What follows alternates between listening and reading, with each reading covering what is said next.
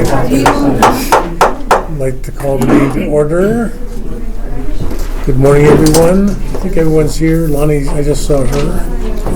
She was going to the front desk print something. 5, 6, 1, 2, 3. Who's not here? Where's Lonnie? 1, 2, 3. Who's missing? I left it in my car. Somebody stole your car? Oh my I thought gosh. I left my phone in my car. All right, I think everyone is here. 1, 2, 3, 4, 5, 6. They are. Okay. I'd like to call first item, approve the agenda for today's meeting. Do I have a motion? Second. Lonnie seconded. Great, thank you. Welcome to the public. You should just join us. You're always here. You want to just jump right in. Good morning. Let's see. Approval of last month's minutes, February 4th meeting. Any changes, adds, deletes, corrections? We have a motion to approve. Lonnie, seconded. John, thank you very much. And now we get to our first presenter from NGLA presentation, Guillermo Estrada Rivera. Please, take it away. Well, thank you everybody for inviting me. Thanks for being. Thank you for allowing us to talk a little bit about the Neighborhood Group Leaders Association. And a quick show of hands, have you been familiar with the NGLA before? Yeah, perfect. Roughly half and half. So the Neighborhood Group Leaders Association has been an initiative from the city that has been going on for 40 years. This year is actually our 40th anniversary. And it's a network of neighborhoods that it's a combination of independent neighborhoods and also HOAs. Some of them are separate HOAs, some of them are combined. So when we talk about neighborhoods, we have that composition. We have some independent neighborhoods, some HOAs. Some of them are the combined HOAs, so it might be one or two neighborhoods together. And they come together to have monthly meetings that are a little bit more business oriented. We have presentations, we have discussions. We're starting work groups as well. So it's really to enable that conversation between city and neighborhoods, and really look at the community level, community needs, and also the things that the community want to offer at that neighborhood living level, right? So it's a partnership that has, as I mentioned, it's a partnership that has been going on for 40 years. We are looking to expand to other communities like rental properties, the mobile home parks communities as well. So we're constantly trying to grow the outreach, the scope of work to better serve the community. Today I just wanted to just have a conversation and see what kind of ideas we should be integrating as we keep moving forward and developing the program. So feel free to interrupt me. Otherwise, I can continue working, just talking a little bit more about what we do. If you have any questions or... How do you find groups? How do you decide who to talk to about the neighborhood group leadership? So it's a combination it's a combination of focused outreach. So for example, this year we're focusing on the Lanyon area. Last year we focused on the Kensington community.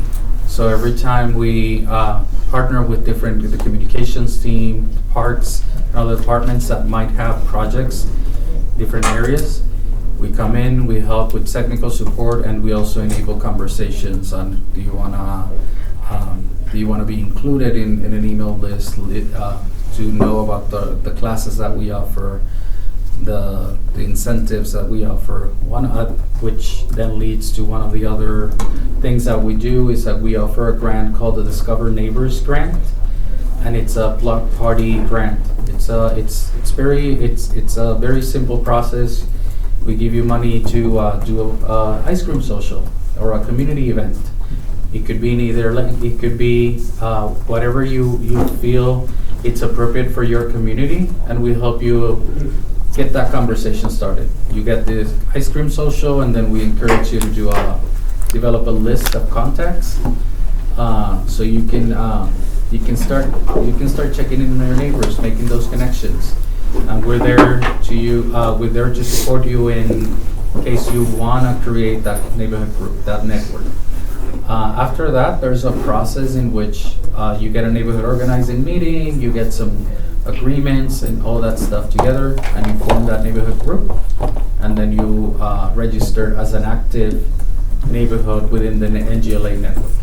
So it's a process that we follow the speed of trust in the community, where we build that strong bond in the community. We help you get that momentum going, and then after a year, you get access to neighborhood grants and resources for even bigger activities, and also for infrastructure projects. So if there's a community garden that you want to revamp, we're doing a lot of street lights this year, but we do xeriscaping, water-wise gardening, a bunch of different things. So it's a very creative process with a robust structure to help you guide and set you up for success in that neighborhood living level, where you're creating that sense of community and that sense of belonging. Yeah. Hi. My name's Lonnie Dooley, and I'm involved in Historic West Side Neighborhood here. And when we first started, we actually did it backwards. We formed the neighborhood group first, and then we got in touch with NGLA. So what we found when we got in touch with NGLA is there were more resources available to us. There were grants available. There was a monthly meeting, to answer your question, John. There's a monthly meeting that goes on that all of the different neighborhoods send a representative to. And then they filter out the information from that meeting. Mm-hmm. So that's when you were saying, they're business meetings, information meetings. They talk about what's coming up in the community, what's coming up in the city, and then they also share things that somebody is doing in one community that somebody may not know about in another. So it's a really good resource for reaching outside your own neighborhood and finding out what other people are doing in the city that works, so you don't have to reinvent the wheel. But yeah, the NGLA is a solid organization, and they meet once a month here at the Senior Center. And we're planning on having going to one of your meetings and talking about the Senior Center with our outreach group. Ronnie, So, what do you mean by MGLA? What does it stand for? Neighborhood Group Leaders Association. Okay, so any neighborhood that's formed, they can have a representative or two that are specifically NGLA reps. And they go to they make a commitment to attend every meeting. And once you've completed the requirement for attendance, then you're eligible to say, hey, we want to do a picnic in the park. Can we get a $250 grant? We want to do, something else. Can we get a $500 grant? I know that we've done skating at Roosevelt. Mm-hmm. We've done a skate party. We've done a chili cook-off. We've done a park, a potluck park, a picnic in the park, but where we bought like burgers and things like that, and everybody else brought extra things like that. So Is that what evolved after what we used to have the neighborhood watch? Because remember way back, Yeah. I remember we had the neighborhood watch where I remember part of our block, we used to get the neighborhood name, phone number, in case something would happen. We had the neighbor number to protect each other. That was its West neighborhood, and it was really strong, really good. We don't have it anymore, which is really, really, really crucial. Needed, because you don't know, unless you're talking to your neighbors, you don't know who's your neighbor, or sweet in the corner or whatever. And that, to me, is very important. It's really important. We had a post that neighborhood watch, that we were associated with neighborhood watch. to protect each other. And the neighbors would, everybody would have a list and the number, and have that knew who was where, and I would go out, hey, I want to be leaving, keep an eye, whatever, this and this should be coming, or no. And that was, it sounds like, you know, kind of a group. What I think of, Marta, is that takes somebody to organize I it. was just, if anyone had And questions. if you have the group already, you know, if you've already shown an interest in organizing a neighborhood group, then we had our own contact lists and we had an email that went out once a week and things like that. But it does take someone in the neighborhood to actually start that and get started, so. NGLA is great on helping if you're starting from scratch. They're great on helping you give recommendations and things like that, so. Yeah, so thanks for bringing the Neighborhood Watch program. That's still a program that it's available for communities. We really meet the community where they are. So the Neighborhood Watch groups are part more for public safety. And then once the community gets a little more stable, we have some other resources. There's I don't want to get too deep in the weeds, but there's a philosophy or a program called crime prevention through environmental design. So we enable in those conversations to really stabilize the community, build up potential in the community, and then there's kind of like a natural evolution to the Neighborhood Group Leaders Association. So it depends, like both programs complement each other. We bring public safety into our meetings as well, share some concerns, and we're constantly in response to really adapt and cater those needs. If you have a specific question in your neighborhood, we have Assistant Police Chief John Garcia that comes to our meetings, and he answers those questions. We follow up on emails. So there's a lot of different tools that we have to really keep that conversation going on. And then, as Lonnie mentioned, there's a component of neighborhood organizing, and we mainly keep in touch with those 3 neighborhood reps, and they share the message with other folks in the community through those contact lists, through the events, and different resources that we share, like the grants. We're partnering with the sustainability department to build to bring more money into the grants as well. So if you're doing a neighborhood block party that it's 0 waste, we can give you a little bit of extra money in there. So there's a couple of different things to create awareness of different city services, different city programs, and really making sure that everybody's invited. We've done a lot right now to recruit more neighborhoods, and the conversations that we're having right now, our agreements have been done for like about 15 years. So we want to revise those. Like, what are the needs of the community right now? Are they still the same? Is there something that we need to include? And how do we make it a little bit more responsive to what's going on? So, in my experience, most of the NGLA, when I was part of it and went to the meetings, it seemed like a couple things. From the demographic standpoint, it seemed like 80% of the attendees were probably over 55. I was curious if that's still the case, and if that is something you're maybe trying to attract younger people to join it, because that was not the case a couple years ago when I was part of it. And then the second thing is, the communities in the NGLA are typically, in my experience, are typically homeowners, condos, townhomes. You know, I didn't see a lot of apartment dwellers as part of NGLA. We're dramatically skewed now towards building apartments. I mean, just look around, right? So how do we get those people to participate in NGLA? Because a couple of years ago I wasn't seeing it. So I heard a couple of things over there. Like the medium age is about 55 plus. We've reduced it to 55 and a half, 54 and a half. I'm just kidding. We're Wow. working, no, we're working on it. We're getting a little bit more diverse. We're having those conversations of how do you pass the baton to new generations of new owners.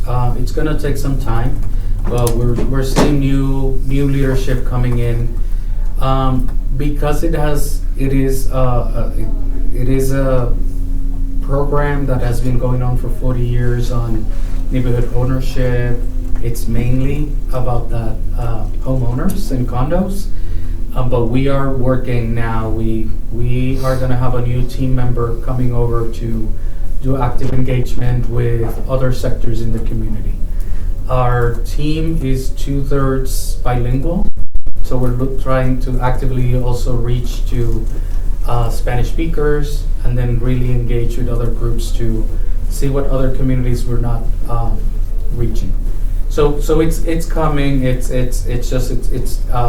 We just got like our team increase, our capacity is increasing.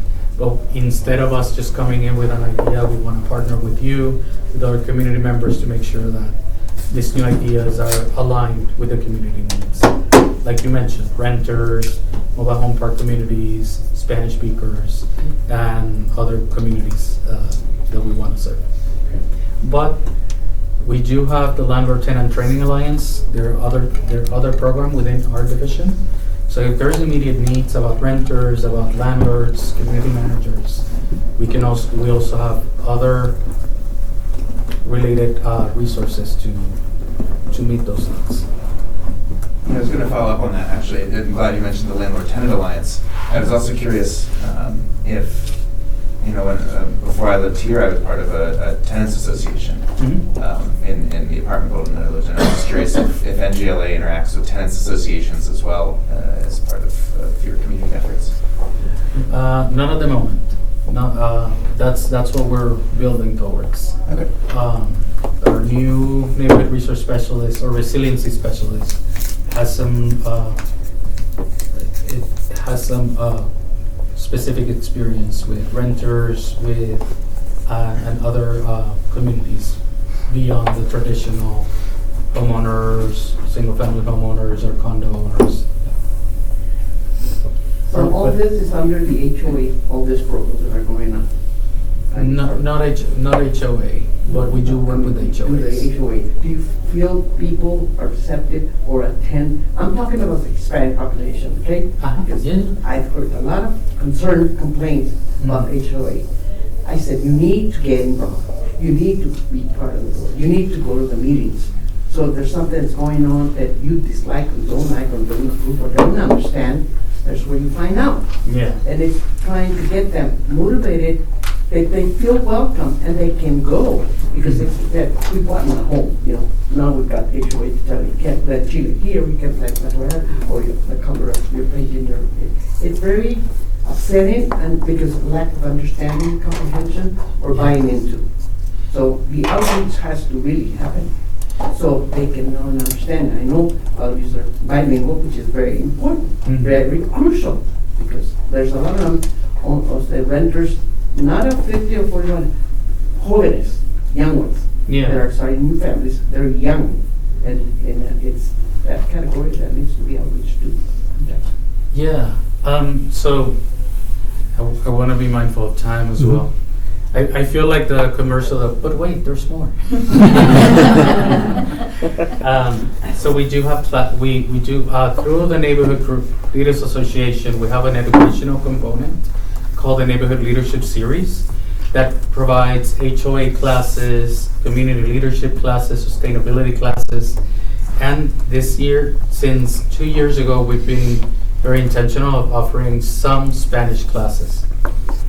This year, actually, in July, I can follow up in an email with more details. We're gonna be offering 2 HOA Spanish classes. Very basic, because we're not experts, but we'll do kind of like what's the structure of the HOA, what are the components, where do you find your agreements and your documents, kind of like guiding people through the system.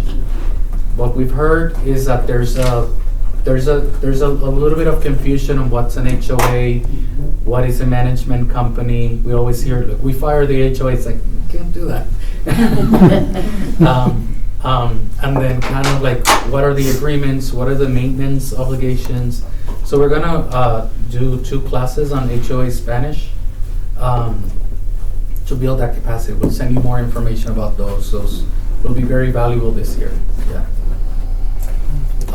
The intention is to create a neighborhood group leaders association, but having the classes and one strong ask that we've heard, and I feel I invite input from it.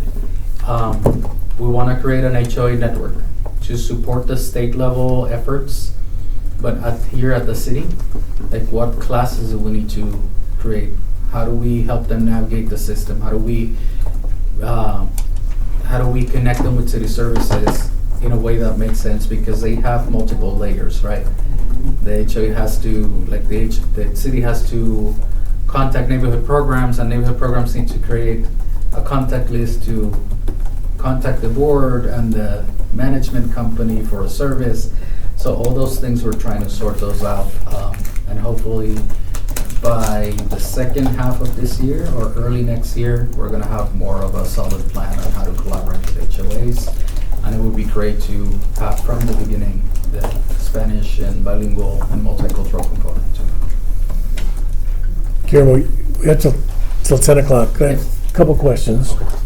Talk about presentations. There are active community committees here.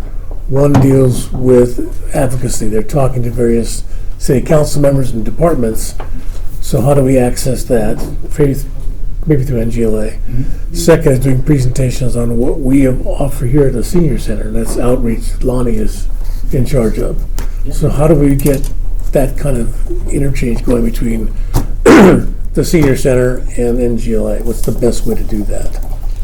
So through the monthly meetings, there's couple of things. On a monthly basis, we send a meeting packet where we include community events, announcements, and we're partnering with communications to make it a little bit more cohesive. So you can send us announcements, events, resources that we can share with the HOAs. That's one way of doing it. If you want to do a class or something, we can do. We can include it in the neighborhood leadership series, and you're always welcome to come in to present in one of the NGLA meetings. So that's another way of presenting services, resources that the neighborhood leaders will make note of, and they send it through their own email list, newsletters through the HOAs or the neighborhood networks. So it's those are multiple ways in which we can collaborate and at that basic level of creating those connections, creating that awareness. So with the communications team and everything, creating that communications plan, those resources, once those are ready, we can help you spread out the word.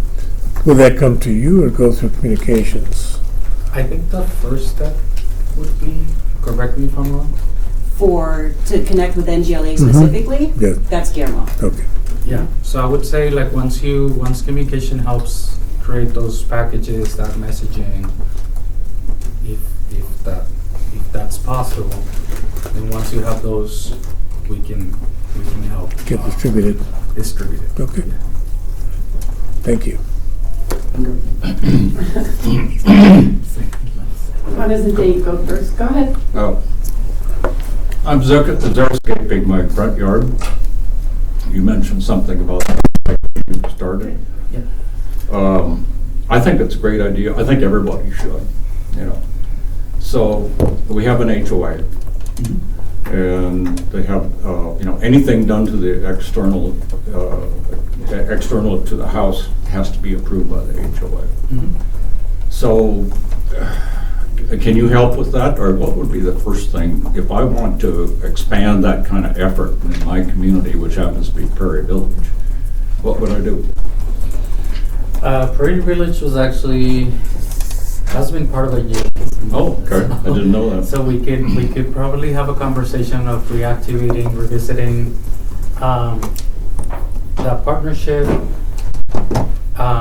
through NGLA, but there's also other resources and city services that we can connect you with. Like for example, the planning department has already some predetermined designs. If that can help be a conversation starter in your HOA. So there's a couple of departments that need to be involved. Like sustainability department will help you connect with Resource Central, which is a local nonprofit that we partner with to then help you make a cohesive plan.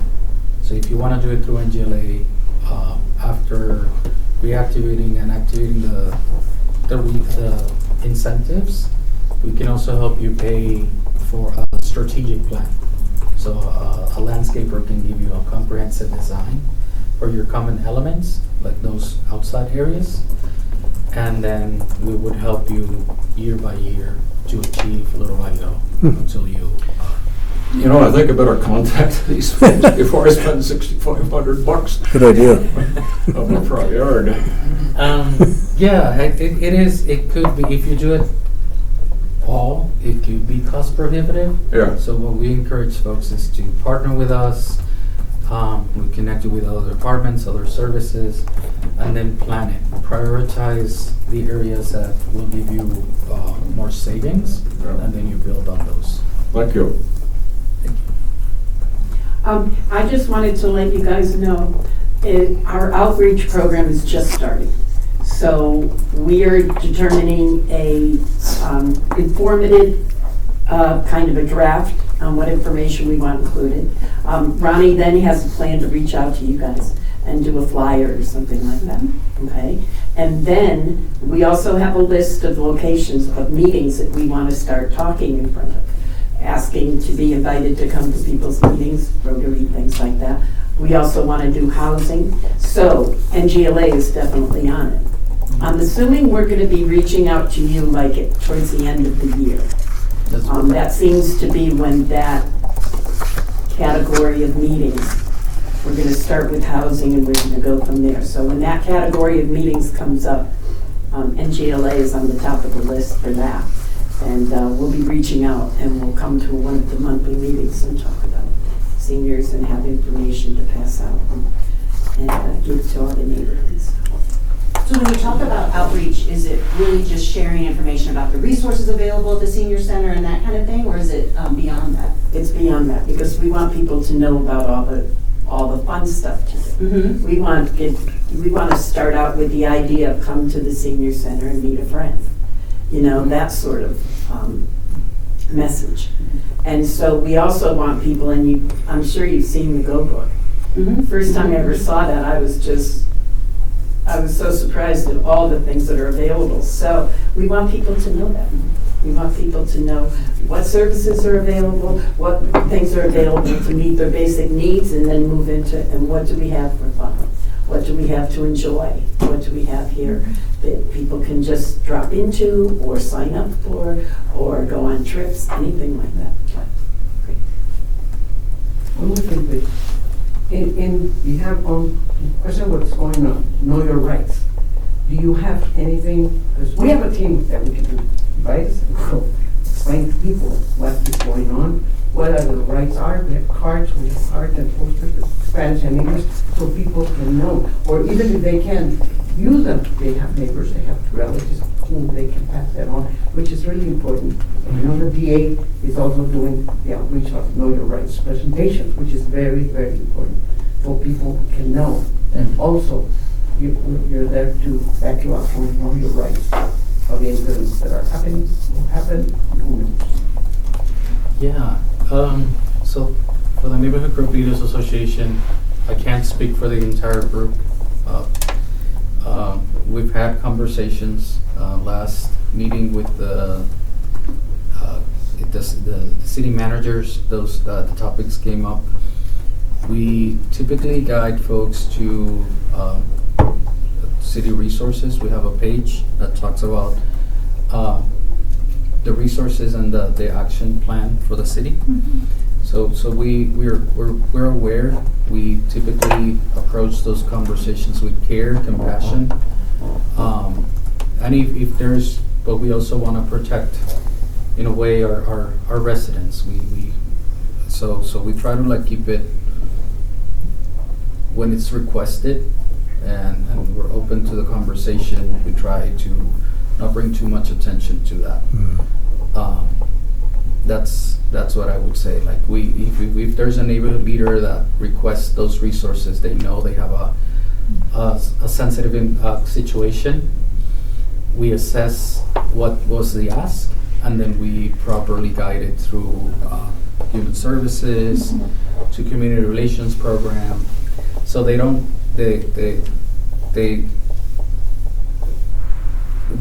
do a response that can be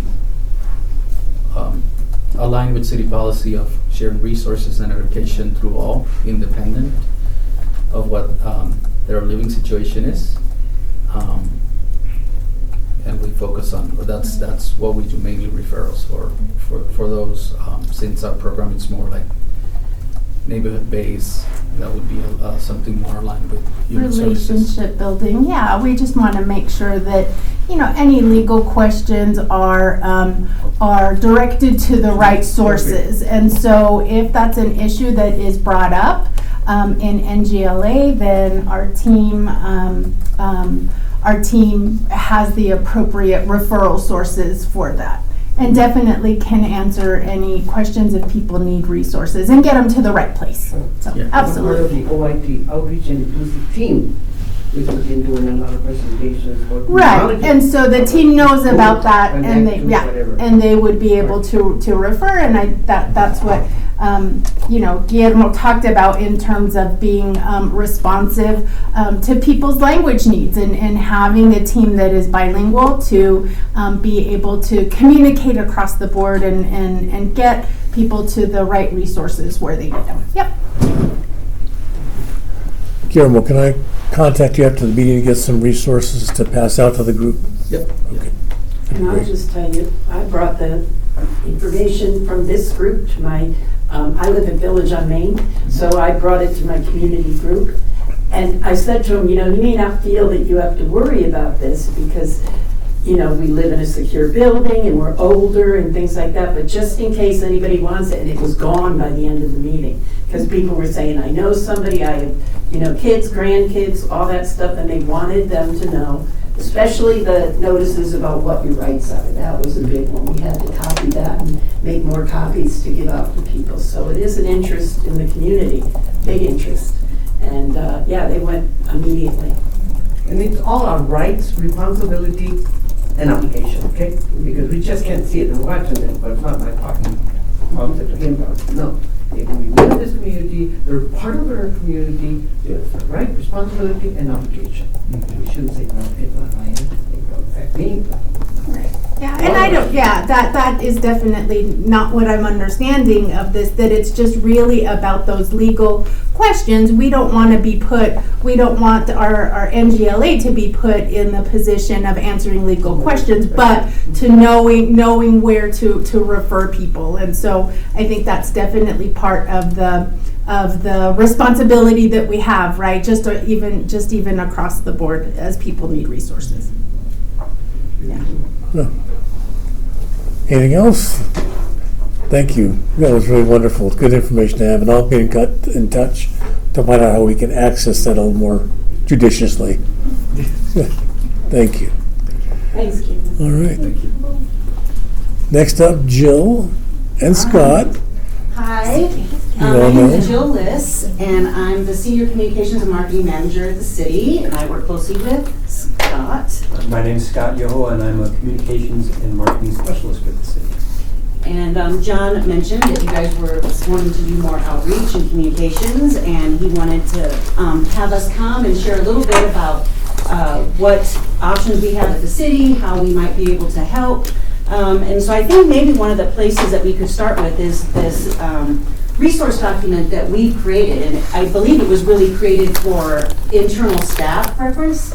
So if you need to communicate, just go ahead and pass it on. If you need to communicate certain things, like here's a lot of different options that we have. And so some of these things are internal to the city, and we would work with Scott and I to tap into those resources and options. And we can also help, as you were mentioning, to create flyers and those kinds of things. Let me interrupt for just a second. I think I printed 15 of these, and I'm counting more than 15, so if you like your neighbor and can share, that would be great. Sorry to No, interrupt. thank you. No, that's fine. So I think maybe what we can do is just run through this list and kind of explain what the different options are. I'll get it up over here. First on the list is the city I'll line. use a tape. And you guys are probably familiar with this if you receive your utility bills in the mail. It's the newsletter that comes with your utility bills. And so you can put different articles in there and those kinds of things. A lot of these items depend on space availability. You know, we have a lot of different people, a lot of different departments that want to share information in these places. So when we're able, we can, add in different pieces of information, stories, different things that are coming up. So that's what the city line is. And then City Talk is a quarter-page ad that we publish every Monday in the Times Call. Scott manages this, and so this is more kind of like what's in the ideal world, like what's coming up this week, or what are the things that you need to know that are coming down the pipe. And so it's a very, very short little blurb that's an option there, but that's another place we can share information. Of course, the city website is an option. Senior Services has a wonderful part of the website where there's different types of information in there. So if there was ever news or more resources that maybe we wanted to add to that, we could do that for you.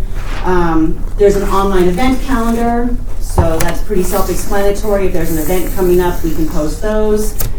City social media, so we have a city Facebook and a city Instagram account that are most active, and so that's a good place that we can share information. The employee connection, I mean, we have such a huge base of employees, and those people oftentimes live in Longmont, and so it's another good place to share information with the employees who they might use it for themselves or their families, or as they're talking to people in their work, it's good for them to be aware of all the different options and resources and things going on so that they can share that with other folks too. So I always don't want to forget that we have employees that want to know and want to share different types of information. This e-notification, that's a word that we are using to describe basically electronic newsletters, and we're currently kind of revamping what that's going to look like, but we're going to put together a little bit more dynamic newsletter. Again, Scott's, I think, taking the lead on that for the city. And there's also different newsletters that are department specific. So the library has some newsletters, the museum has some newsletters, the senior center has a newsletter. So there's different places throughout the city that have their own distribution lists that we can tap into as well. You'll notice that we have the Go catalog listed on here. We recognize what a valuable resource that is. Harold's virtual meetings, so this is the city manager has regular meetings monthly now, but again, a great way to get a little bit more in depth with the employees and let them know, like, here's things that are happening, things that you need to know about. In the spotlight is just that homepage kind of banner space that is available, so when people come to the website, there's a good way to visually highlight different things. Information displays in different buildings throughout the city. We have these digital, the television monitors that have different slides that are playing. That's a great way for people that are waiting to check out books at the library. They can see those. For people paying their next light bill, they can see the one at the Civic Center. So rec centers, we have those. So that's a good way to just get information. We just try to get information in a lot of different places so that depending on how you prefer to get your information or where you might end up in your day, we have options that we hopefully are getting your attention. We have a relationship with Longmont Public Media. Some of you are very involved with LPM, but that's another option to create programming, short, longer form videos that we can then run on the channel with LPM. We can share it on our city's YouTube page. We can share that on our website and social media. So videos, we like shorter the better. We think people's attention spans are pretty short. So maybe breaking up the information in little bits and pieces, and videos that you can then take to different meetings and those kinds of things to to illustrate maybe something that's going on. News releases and online news posts, so that goes out to the media. People oftentimes check our news page, so it just has the most up-to-date information, important announcements. Posters and flyers are still very important. It's not a old school way of communicating. It's a very effective way to communicate, and so something that we don't want to forget.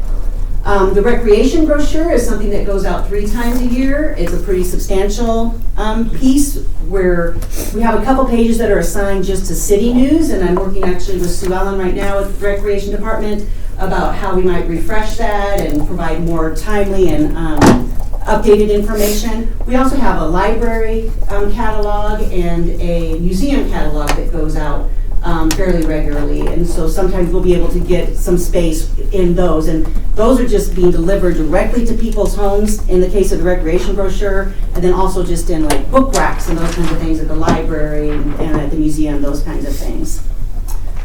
This Week in Longmont is a short video. We have This Week in Council and This Week in Longmont videos that go out every week on our social media pages. That just kind of gives a real quick glimpse of these are the things. There's a person there that's talking through what's coming up, and those are pretty well received. We get a lot of people that watch those, and so a real just quick, easy way for people to get updates on what's coming up this week. We have the waste management truck billboards. This is something that's come be more to my awareness now. So there's, I want to say, 8 of our waste management trucks in the city that have frames that can allow for billboard placement. And it's free to the city, and so all we have to do is pay to actually have the billboards made, and then they just, get people's attention as they're driving around town and those kinds of things. So that's a really unique and affordable way to get information. And then those are kind of the things that the city does. These are the things that we in communications work a lot with. But then there are other local options that you guys can just connect directly to yourselves that don't need to go through the city. But direct mail, postcards, brochures, flyers, and door hangers. So you can mail directly to people's houses or get a crew together to go out and door hang or stick flyers in people's mailboxes. That's a good way to get information to like a very targeted area of town. There's a way that we can pull addresses in a particular area of town. If you wanted to do a new postcard mailing or something to someone in particular, we can get those addresses. I'm sure we'd be able to share that with you all. Local newspapers. There's different ways to get your information out in a newspaper. One is to create like a press release or an announcement, or just to share the information with the newspaper itself to see if they're interested in writing a story about it. Or they have their own event calendar, so you can put your information in the event calendars. There's also the way to do paid advertising, so that's also a possibility. So, and sometimes now when you do local advertising in newspapers, it'll appear in the print version, it'll also appear online. And so they have package deals for that and different cost points on that. And those newspapers, different organizations like the Longmont Downtown Development Authority, they have online calendars as well. So you can kind of create your own little list of these are the calendars that we like to put our information in. And so when you have something to share, you just kind of go down your list and you get it posted in their different areas, and then they can share that information. Radio is still a great way to share information. Maybe there's opportunities again in talk radio to do some different longer form storytelling. Also at LPM, they have podcasts and different types of opportunities there to record your stories and messages and have them help you share that out that way. The RTD bus shelters, what that is you'll see at the shelters they have the posters hanging with different information. So those are available through I think it's Lamar. They sell those spots, so those are for a fee.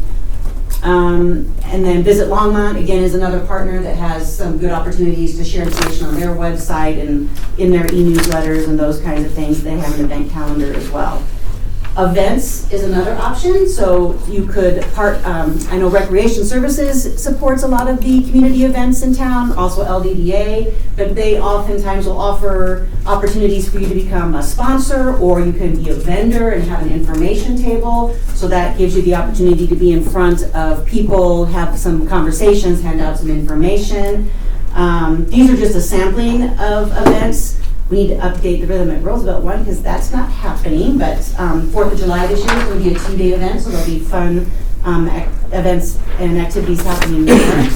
And so I think that this is just a great resource. I know when I first started here at the city, this was something that I would always refer back to just to remind myself and not let an opportunity fall through the cracks, so that I can remember all the different options. So that was just kind of a very, very quick overview of the different things to think about in communicating. I would love to hear from you if there are questions that you have about, we always wanted to do this kind of a thing, or we thought about like targeting this group of people. Maybe we can help brainstorm around that. I would also love to hear, because we are also always trying to find new ways to get information out. So if you guys are aware of, this is a great way to get information out, especially to older adults in Longmont, I would love to make sure that those things are on our list too, so that we don't miss those opportunities. Do you have any information as to what kind of audiences you can reach?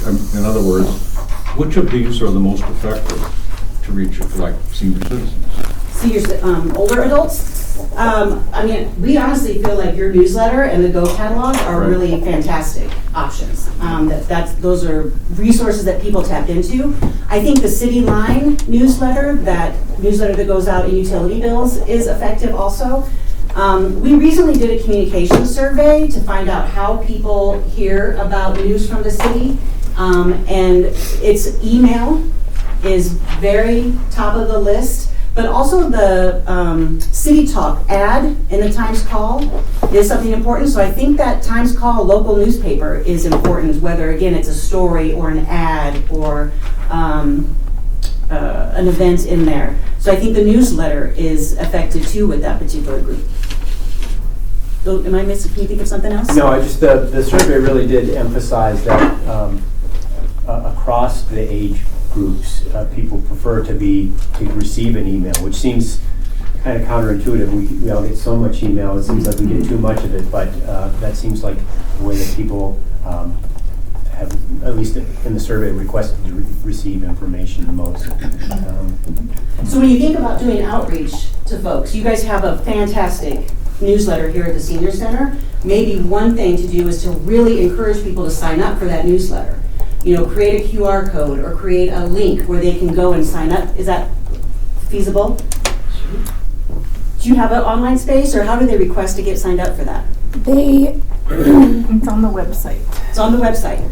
So encourage people to go to that page, sign up to get the newsletter, because this is a great place that we can share information. So it's not only sharing information through the newsletter, but encouraging people to sign up to increase that list. Okay, the Friends of the Longmont Library? I can't even talk today. Senior Center. The Friends of the Longmont Senior Center is starting a newsletter as well. We have not had one previously, but we just have gotten a new CRM system ourselves, and we're building our own email list. But if it could go out beyond that email list, that would be great. I'm not sure exactly what we're going to publish, but it will be within the next quarter. Okay. That we will be doing that. And is that something that anybody could approach you and say, we'd love for you to share this information? Or what is your intention of that newsletter? The intention is to, number one, to inform people that the Friends of the Longmont Senior Center exist, because we found that not many people knew about us within the city. And the other is to help boost information about the senior center itself, and then any other types of information that are useful to seniors, to people over 55 and older. And, again, there's a secondary communication there of people who are the children of seniors who are looking for a good place for their parents to help create community, because we know that a lot of people move here because of their children or their grandchildren or whatever, and they only find the senior center after they move here. And it's just a great asset for the entire community. So we want to participate in all of that. We're rebranding, we're doing some branding right now. And as soon as we can get through that process so that we have a bright, shining new brand to put onto it, I would personally like to get with you all and find out, how can we leverage each other to make it even better. That's great, that's great. Yeah. Sounds really fun and exciting. Rebranding. It's a lot of work. The other thing that came to mind as you were talking is there, again, word of mouth is so critical. It's who you know, who they know, the kids of the seniors might know. And so thinking, I have often created like kind of business card size handout pieces or postcard size handout pieces to just always carry with you all in your purses or wallets or those kinds of things. And as you meet people, to hand out this thing, like whatever you're trying to promote. Again, sign up for the newsletter or check out the website for information, those kinds of things. I think to be prepared to have those conversations and share that kind of information is really helpful. We call it in Spanish, el chisme. El chisme. Awesome. Yeah. Because you trust the people that you know. The good thing is our communication survey really did show that the community seems to trust the communications from the city. So that's a big win. But nobody trusts anybody better than your friends and family. So to get that information from them is so valuable. And we had a visitor here. Oh, I'm sorry. No, go ahead. I was just going to say that sometimes when we're really excited about a program, we want to communicate everything about that program. And we talked a little bit about brochures and flyers earlier. And there's this urge to put everything about our tremendous the tremendous value we bring to our community on one sheet of paper, and that can oftentimes be really overwhelming. And Jill mentioned a business card. Pick the one thing that you want to do, and if the thing is that you want to get people to sign up for the Friends of the Senior Center, mailing list, put only that, or your contact information in that. But if you really focus. Those printed pieces that you hand to your friends at these events and elsewhere, that can make a huge difference.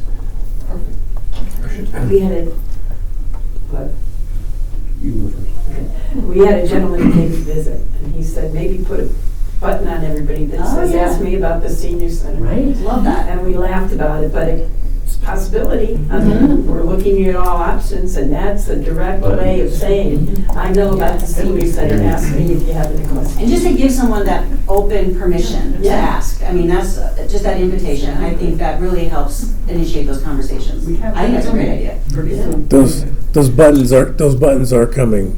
Awesome. Yeah, they did get good. Yeah, we are. So Dave and I have talked about employment opportunities for seniors, and there's a section on the website, I believe, that lists employment openings for the city. Am I correct? Correct. Except that link is currently broken, just so you know. But what we were is it LongmontColorado.gov? That looks like a very old press release. Yeah, you're looking at a press release from 2018. But that link is that link. Well, but sometimes press releases from 2018 are not going to be super great. So how about if you just wait see the back page says news.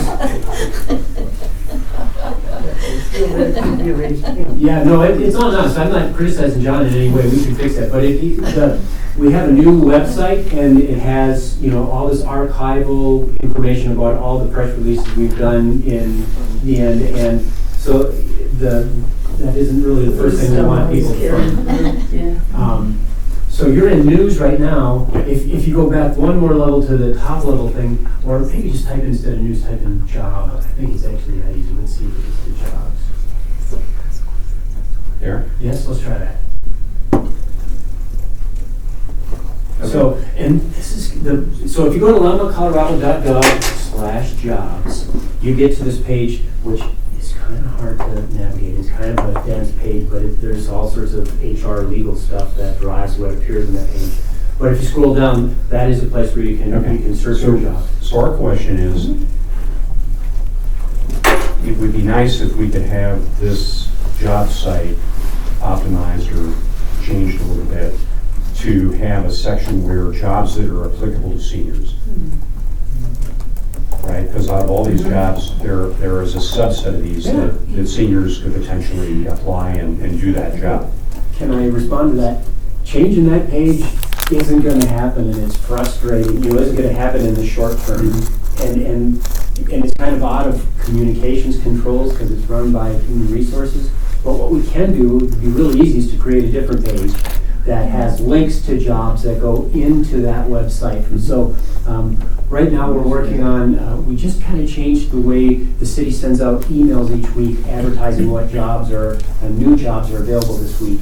And now in that email, we can link into the system so we can see the actual job description. So making a page like that would be super easy and might accomplish some of what you're hoping to do.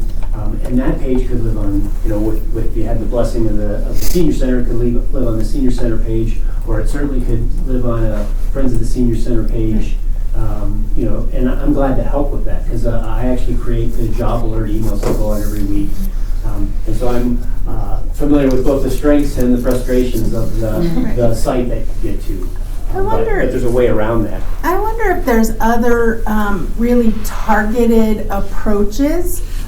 Dave shared with me just a few minutes ago before the meeting started, some information on some early childhood certifications, and what we know of the early childhood workforce is that there's an extreme shortage.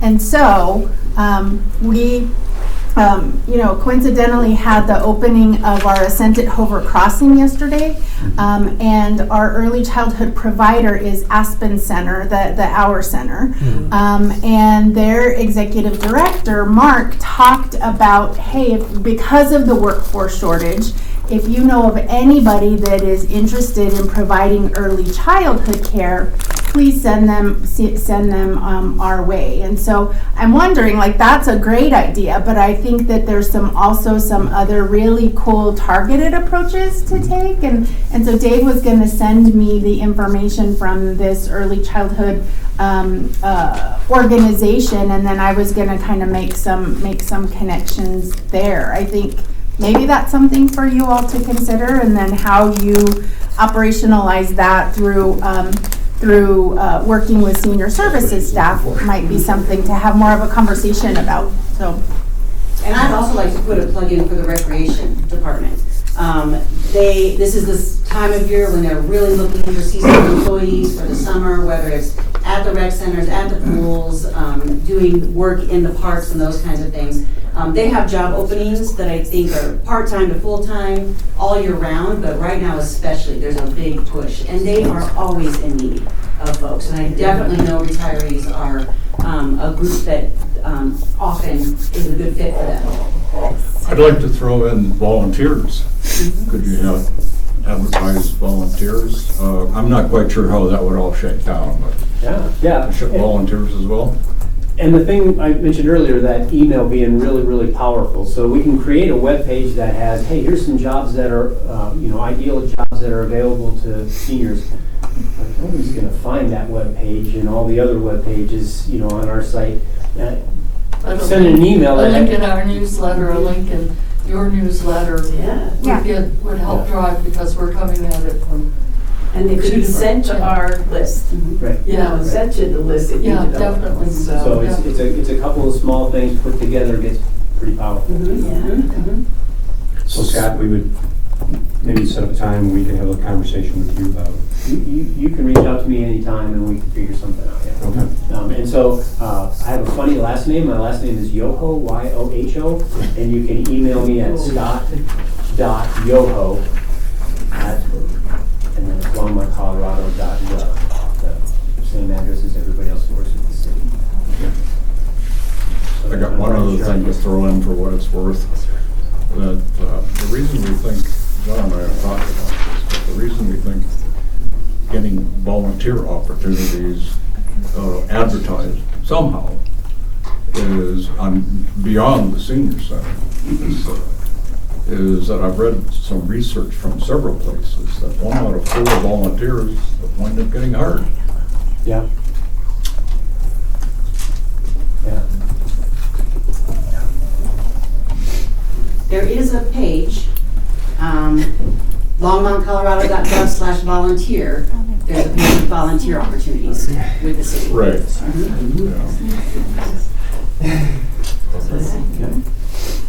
Yeah. Yeah, but it illustrates the point that you can make the page, but you have to get people to come to the page. So. What other questions do you guys have? I have one more, if it's okay, John, real quick. Denise and I are operating a food cart here at the senior center. It's a daily situation where people can come and get a few things that they need to maintain their nutrition. And it's grown extremely popular. And I say we're not receiving enough donations just organically. So I'm going to have to start something that is more outreach to the community. Who do I look here and kind of contact somebody or reach out? Because I'd like to get the city, citywide, I'd like to get people informed that we're feeding seniors here at the senior center.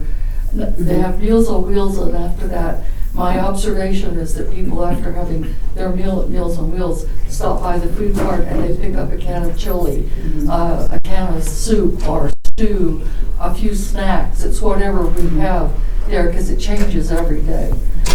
We're finding by the end of the day that 90% of what's put out there is gone. And I'm running out of resources. So I was just going to jump in because it sounds like that is kind of from the Friends group rather than from the senior services kind of component.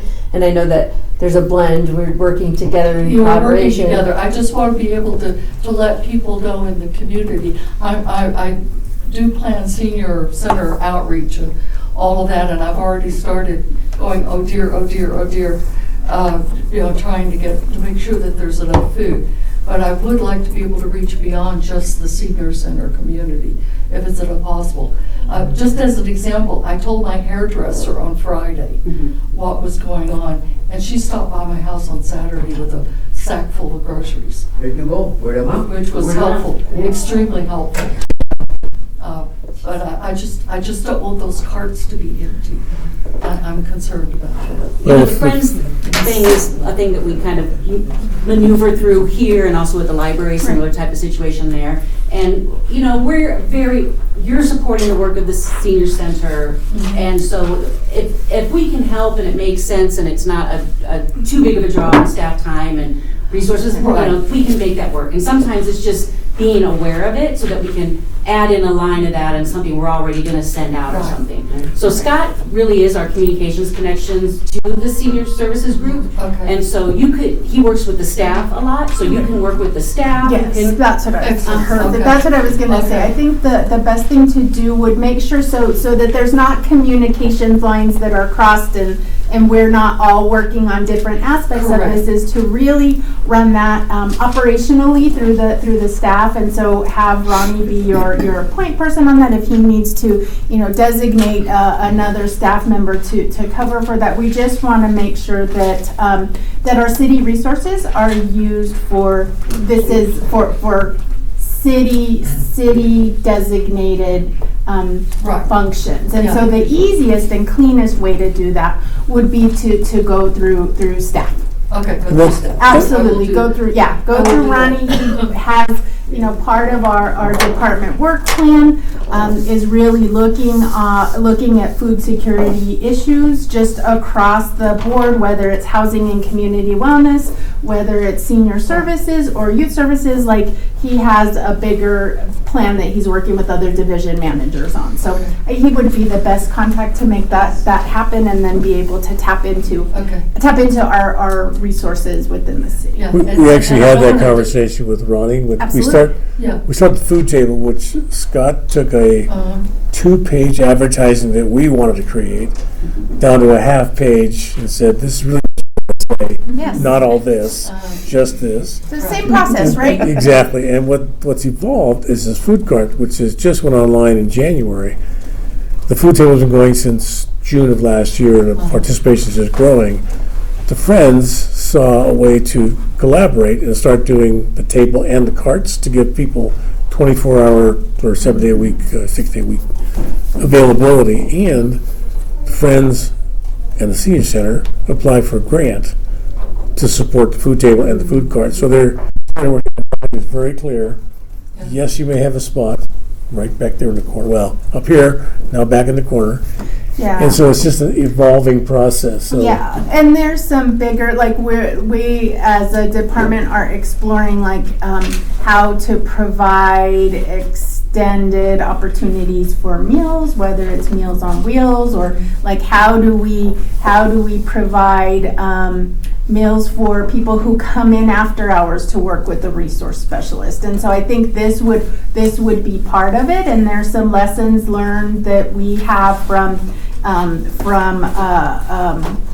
standing up a food pantry at our suites permanent supportive housing site that I think that could be shared, just like I said, so we don't get the lines of communication. Right. I don't want to get crosswise. Right, crossed and just aligned in that, you know, if we all work together, we can make a bigger impact than, than just kind of alone. Right. Yeah, so Right. I will ping Ronnie on that when he's back too. Thank you. Yeah. not while he's on vacation. To do what? Not while he's on vacation. No, he's not available. Anything else, Jill? I mean, it's great information. That's a lot of information that I was not aware of. The one thing I did want to just touch on is I know that this is the 50th anniversary this year of the Senior Center. And I think that's a great, anytime you have kind of like a celebration or an anniversary like that, it's a great opportunity to get attention and talk about things. And so I don't really understand who's planning the activities around that anniversary, if it's staff, if it's the board. The staff It is staff. They're setting up the agendas and we're starting to participate, Friends and the advisory board, but the staff is actually spearheading that. Okay, great.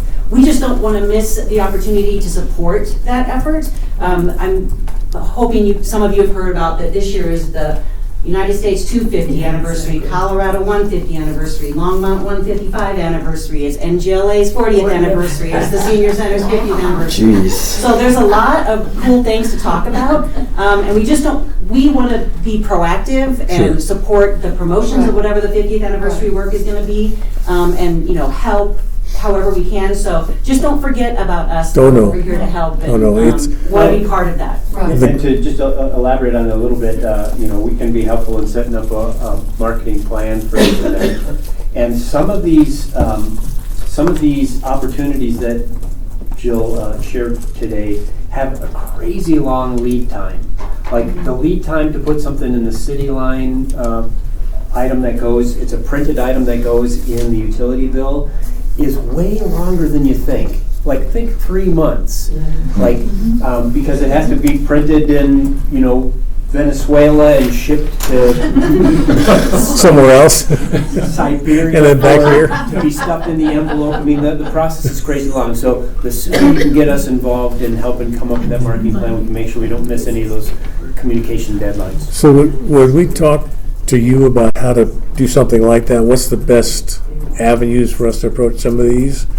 Would you be able to help with that? We would work together to come up with a communications plan. Like, okay, here's the date of the event. Here's, here's when we're going to do a news release. Here's when we're going to do some social posts. Here's, we have to get this thing to the city line crazy early. Those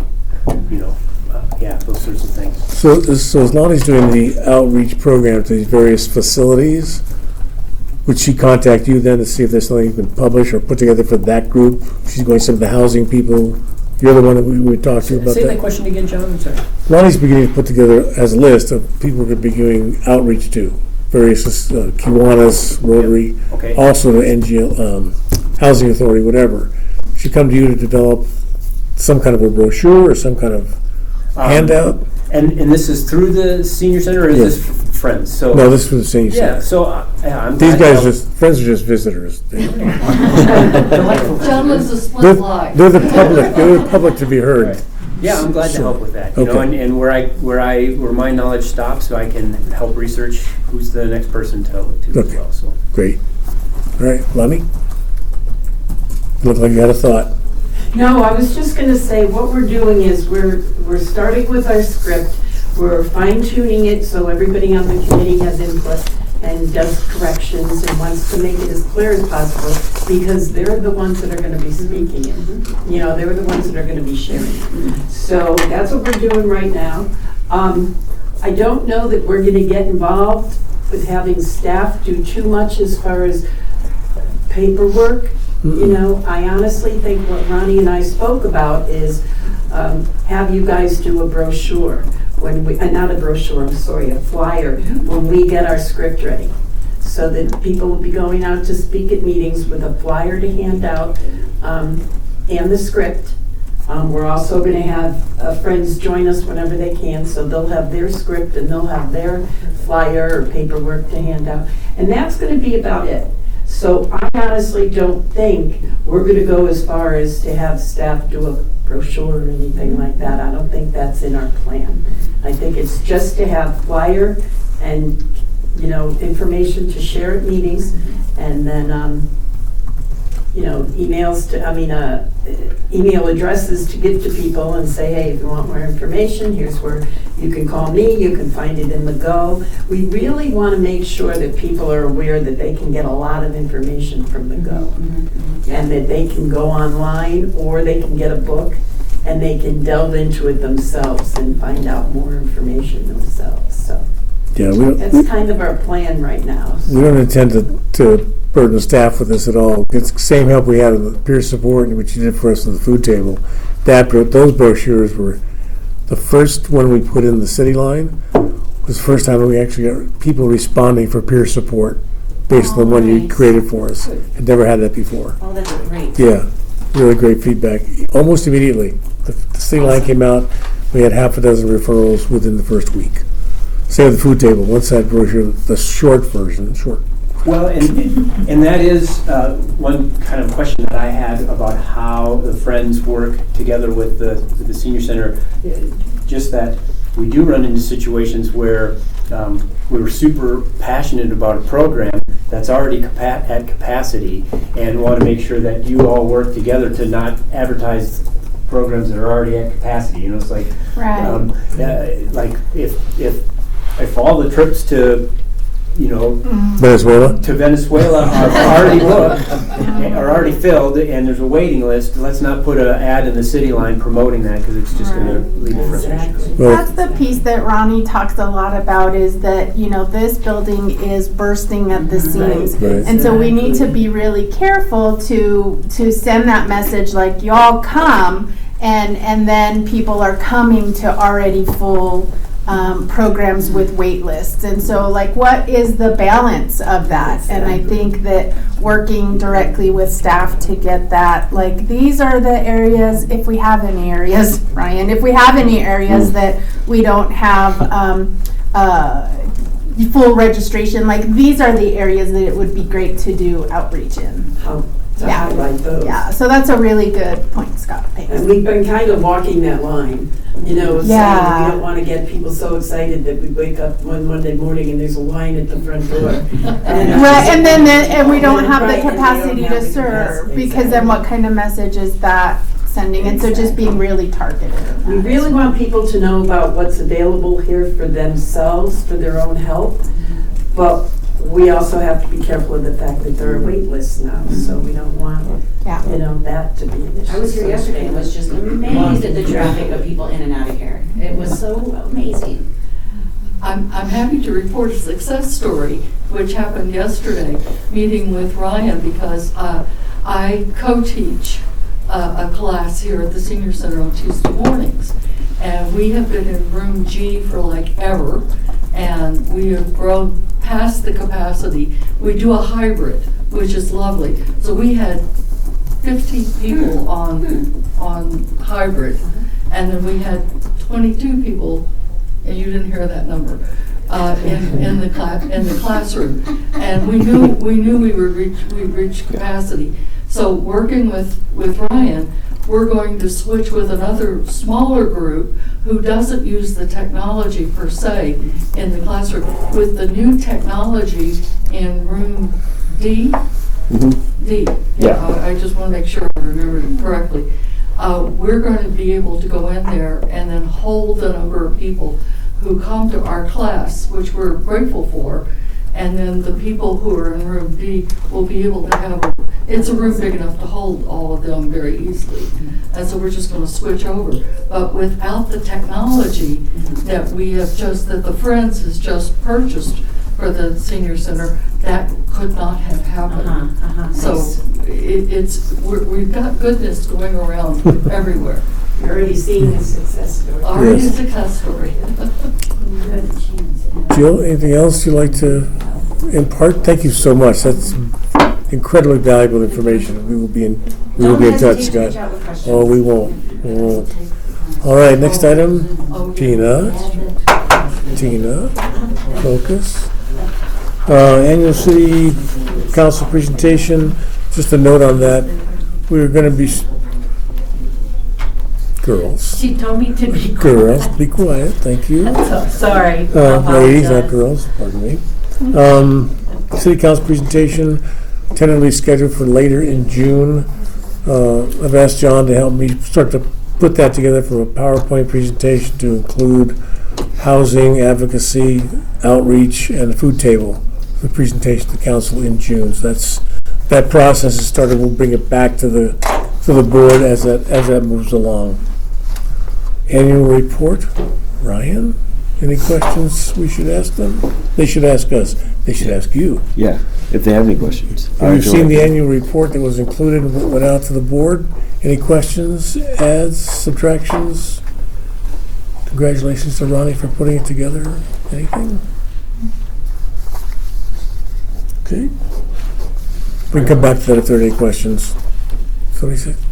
I think mine said it was the 2024 report. Was it the 2024 or the 2025? It was 24, 25, and 26 or 25 should have been included in that. Should have been. The one I printed said 2025.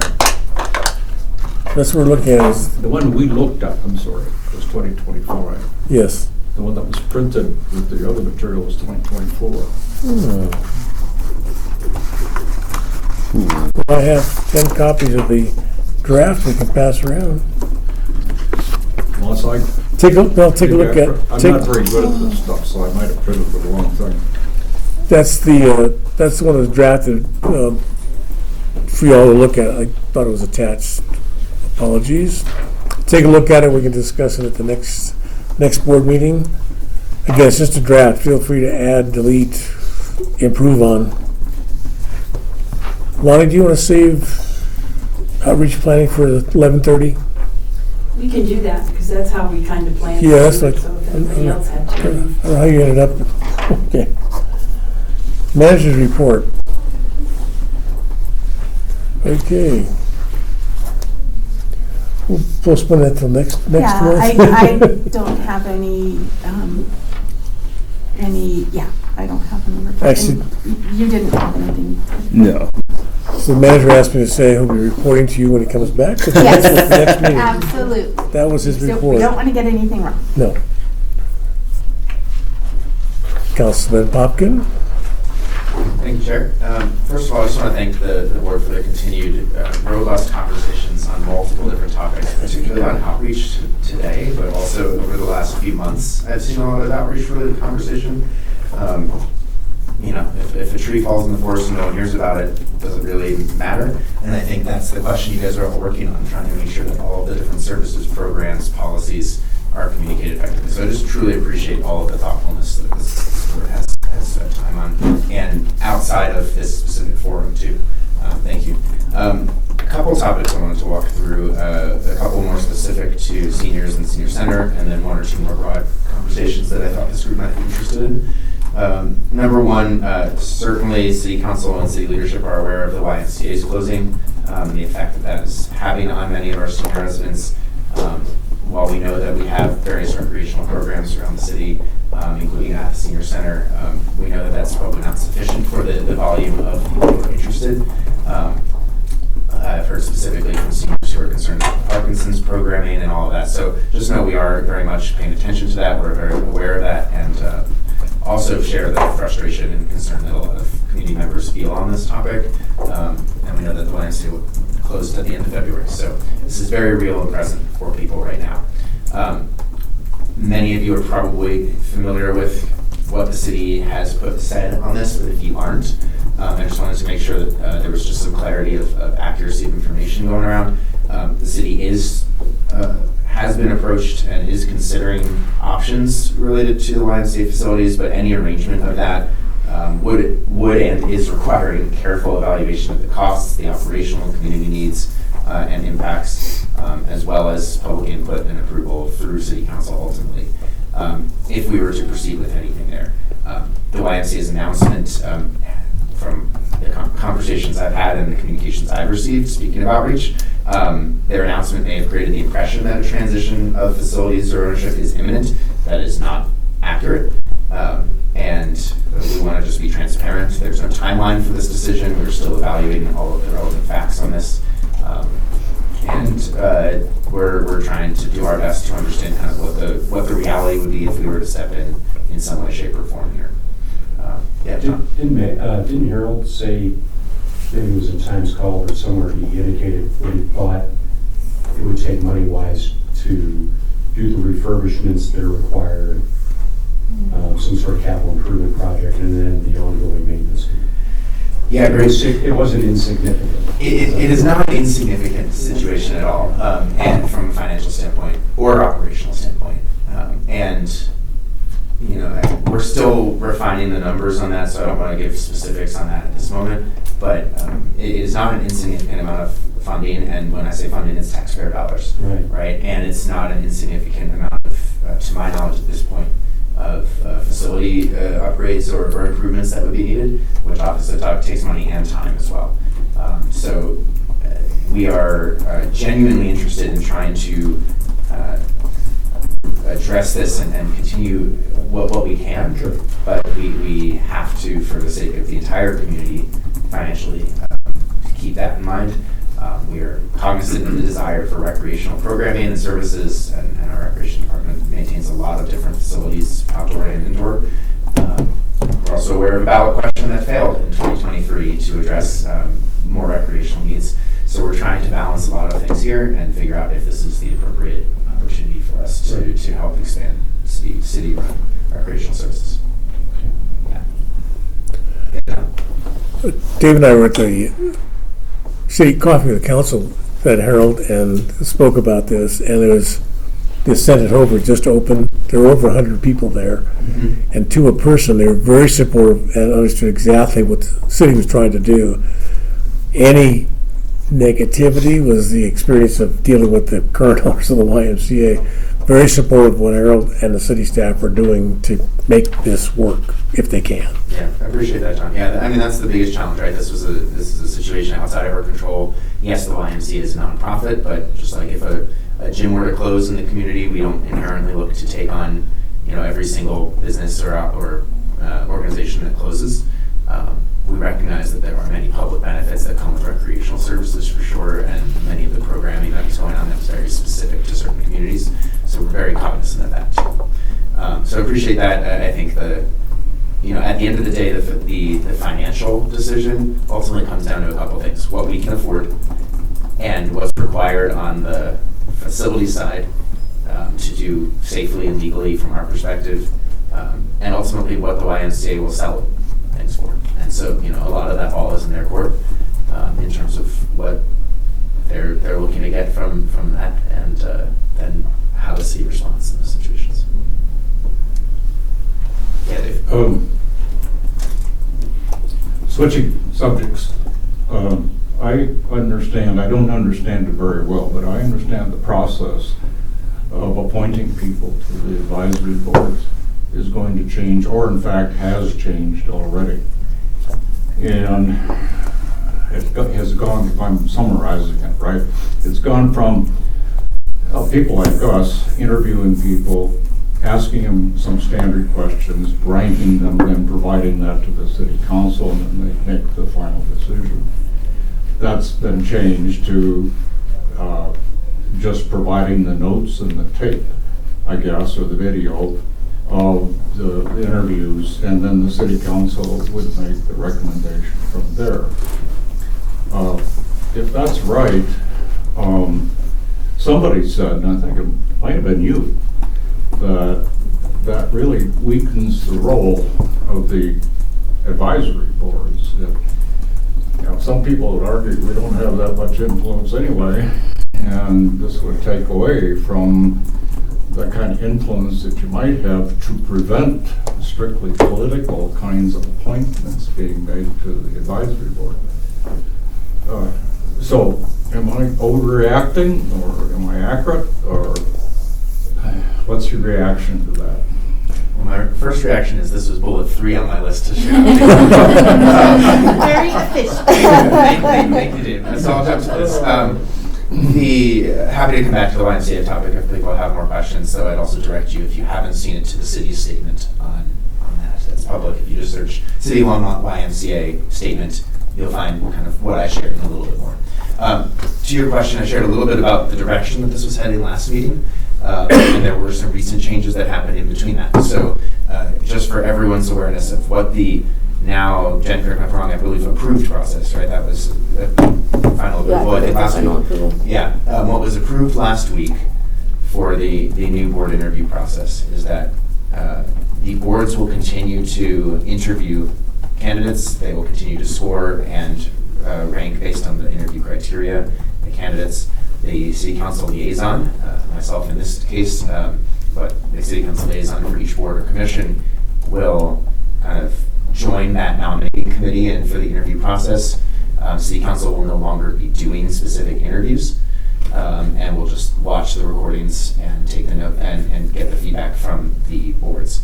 What did materially change last week, to your question specifically, is whether the boards would be providing an explicit recommendation on specific candidates.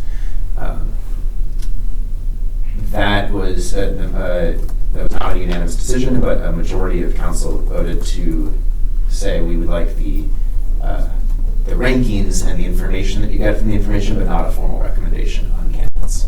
So that was the material change that happened last week. You are correct in some of the statements that you attributed to me. But I will speak for the entire council at this moment. I think what I'll also say is I think regardless of the structural changes that were made, City Council does value the input of the boards. At the end of the day, City Council is the decider on who goes to what board anyway, and have the ability to ignore or embrace the recommendations from the advisory board anyway. With a few caveats for the Planning and Zoning Commission in general on non-interview processes where there's some legal steps there. But from an interview and candidate standpoint, that was the change that was approved last week. So 2 things I wanted to note. Dawn Quintana, who's the city clerk, noted that they weren't quite final yet. So just in this note that went to staff liaisons to boards.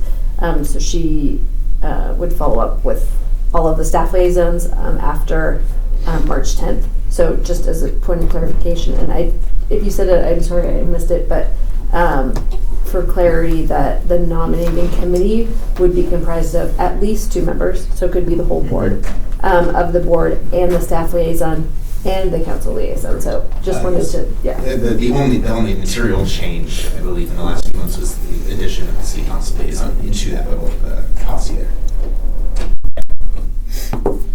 Thank you, Dave. I hope that provides at least clarity. Thank you. Yeah. So that's the board interview process update.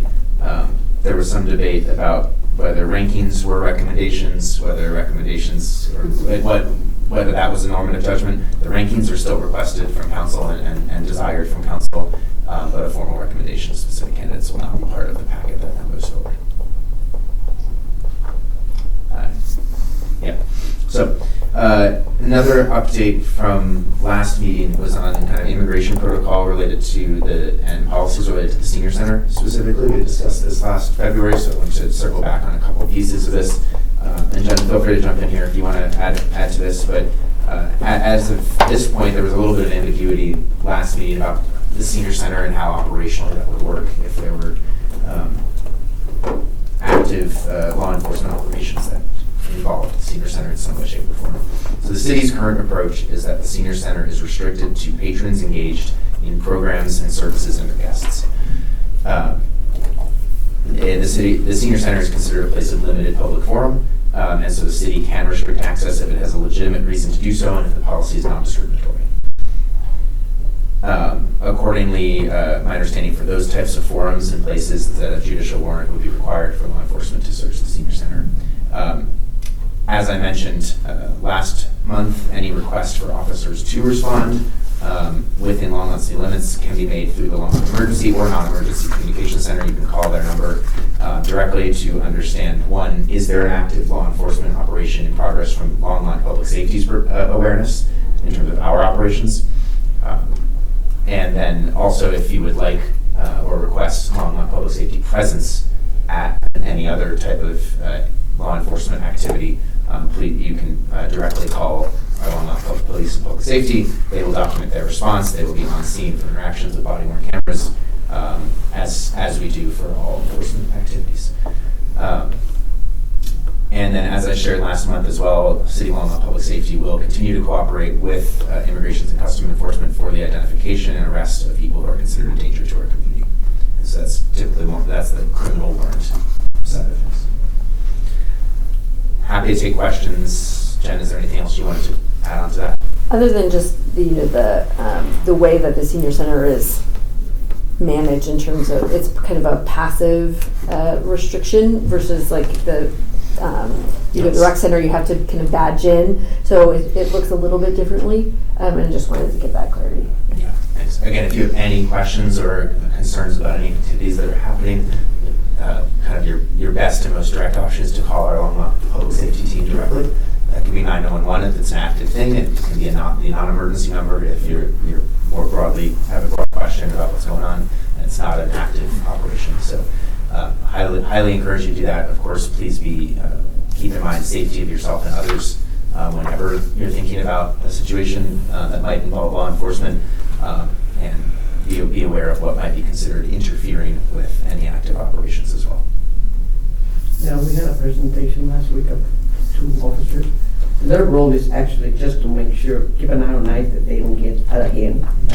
New rules like we've seen on TV, but not at the rule, not to, but if they know they have a warrant or looking for somebody that's criminal, whatever, that's cooperation that they'll do, but not to get involved, just watching you behave, whatever the people Yeah, and correct me if I'm wrong on this, but my understanding is also that Longmont Public Safety can help be that. Not everyone is a warrant specialist in this room, I presume, and so this is also an opportunity where you can call our public safety team to come and verify any warrants if they are presented.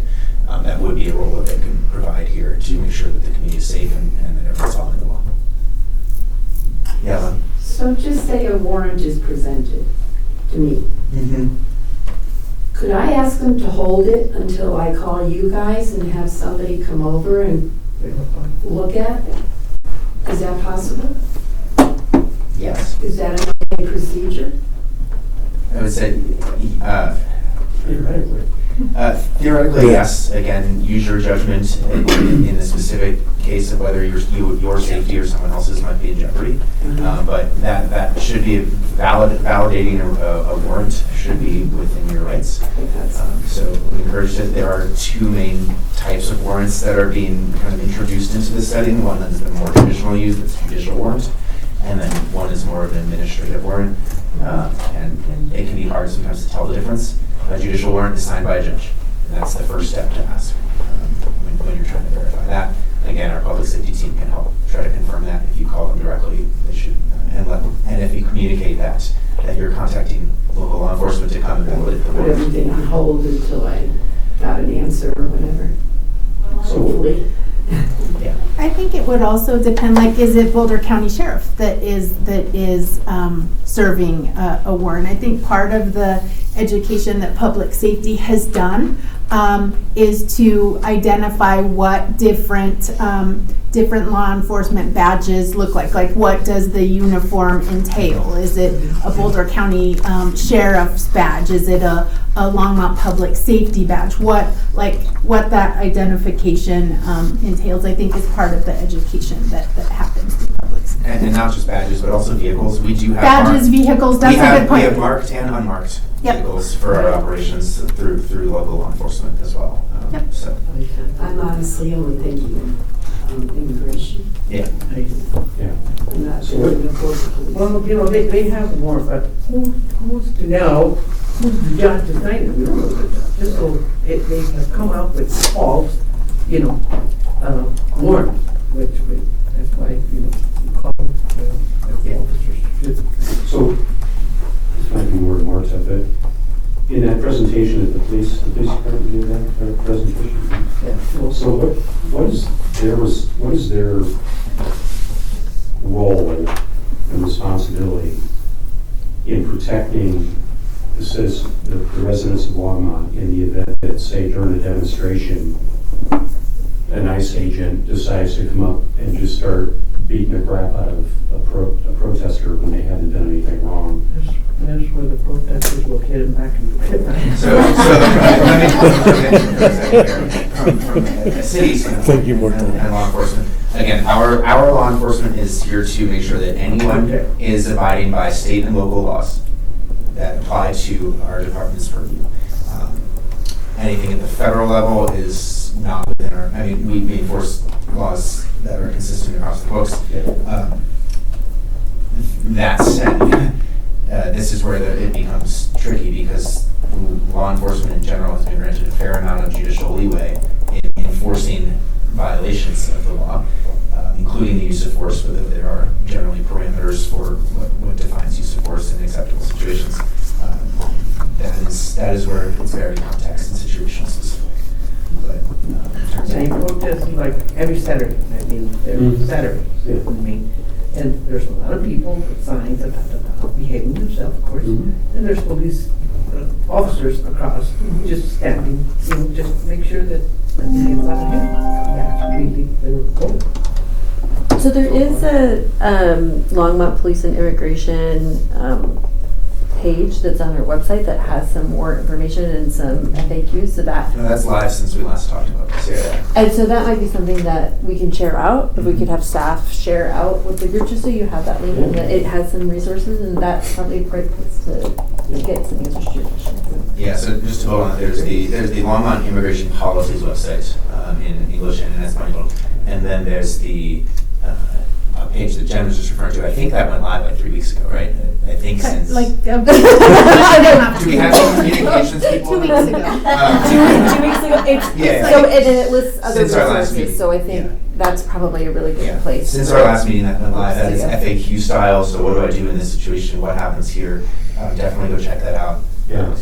One of the reasons I asked the question though is because Michael Drury has come out saying about what the role is of law enforcement, our law enforcement versus, say, federal agents, and to protect the community. And then I know there's also legislation that's being floated around at the state level that would do some similar things.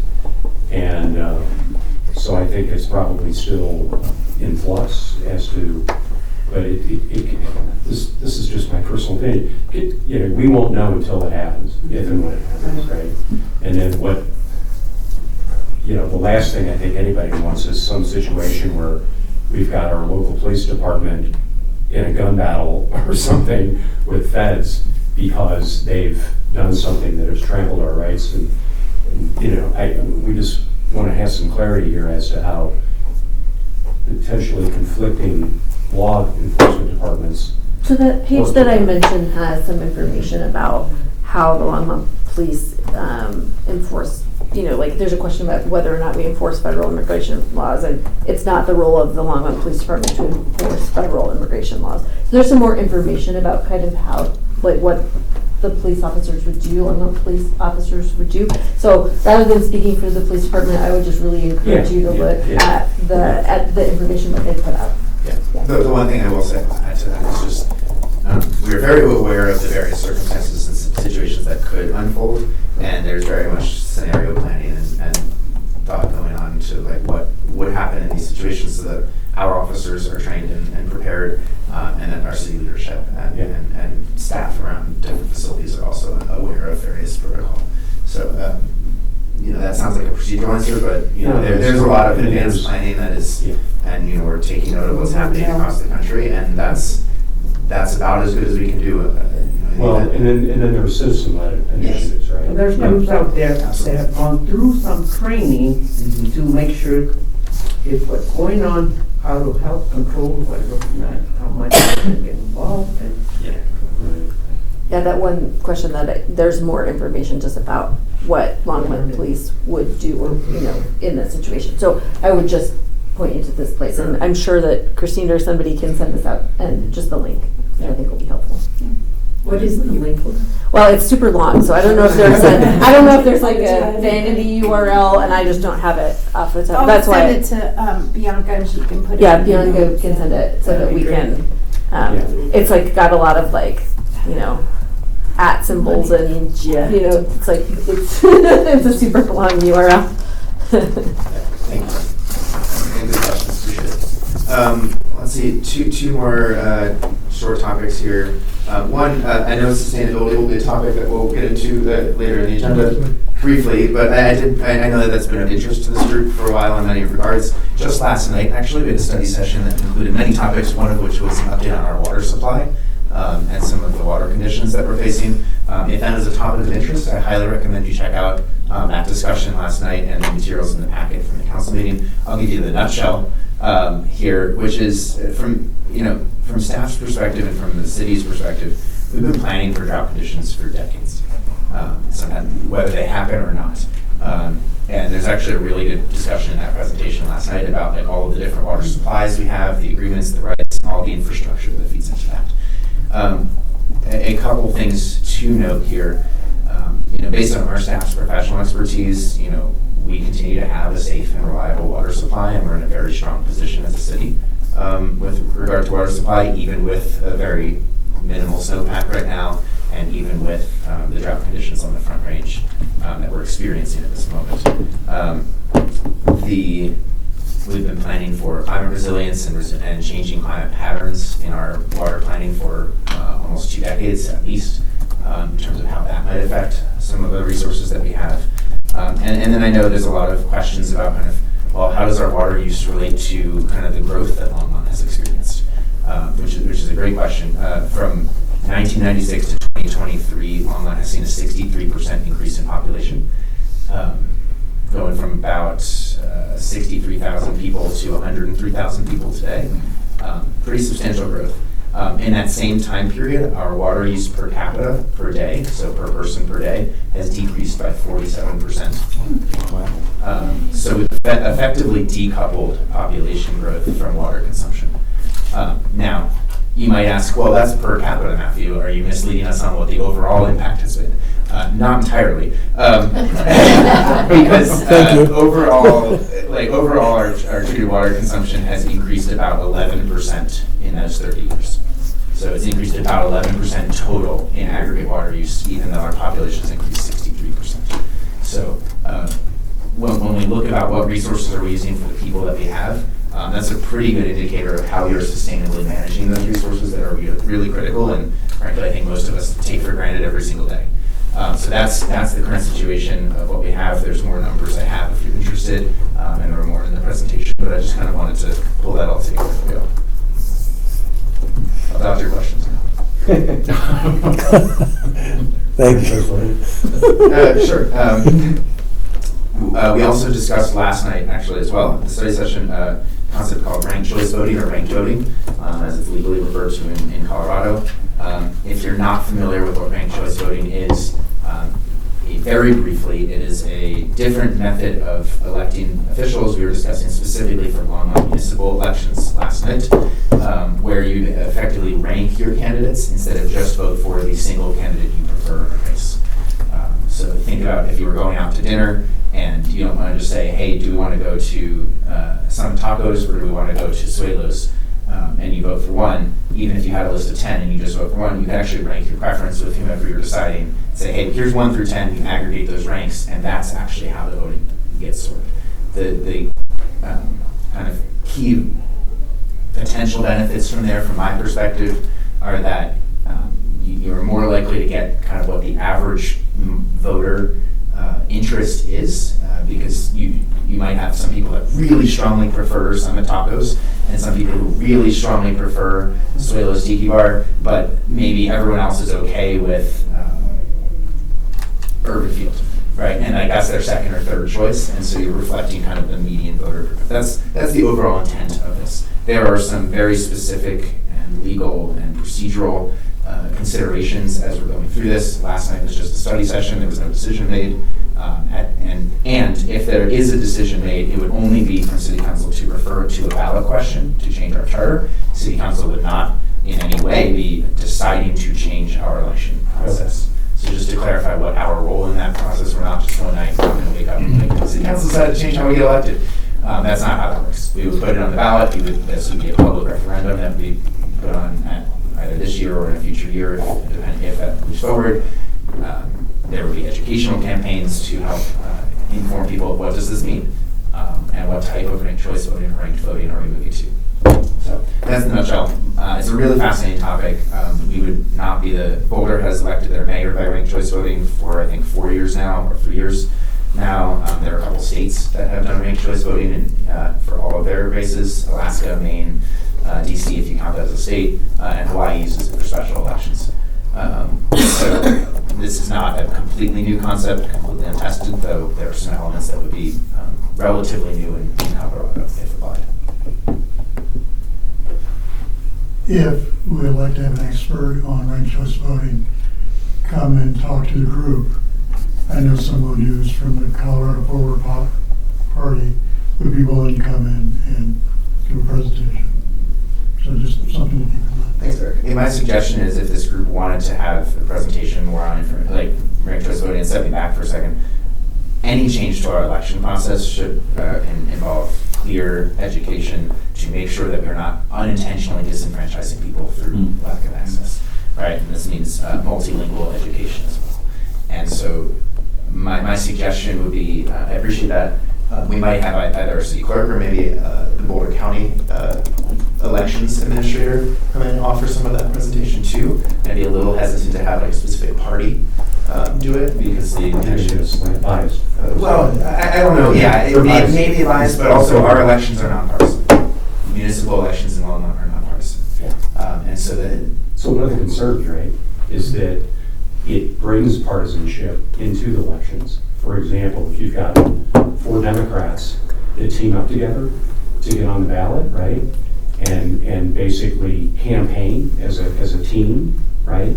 The only point I'm trying to make is we need to be careful because there are pros and there are cons to ranked choice voting, and there's a lot of groups out there right now that will say all the pros, but there are some cons to it as well. So we need to be informed about both sides of the equation, I think. Yeah, and I think that was the first step of last night from the city's perspective. Let's have a study session, let's start to learn this and have that on the record.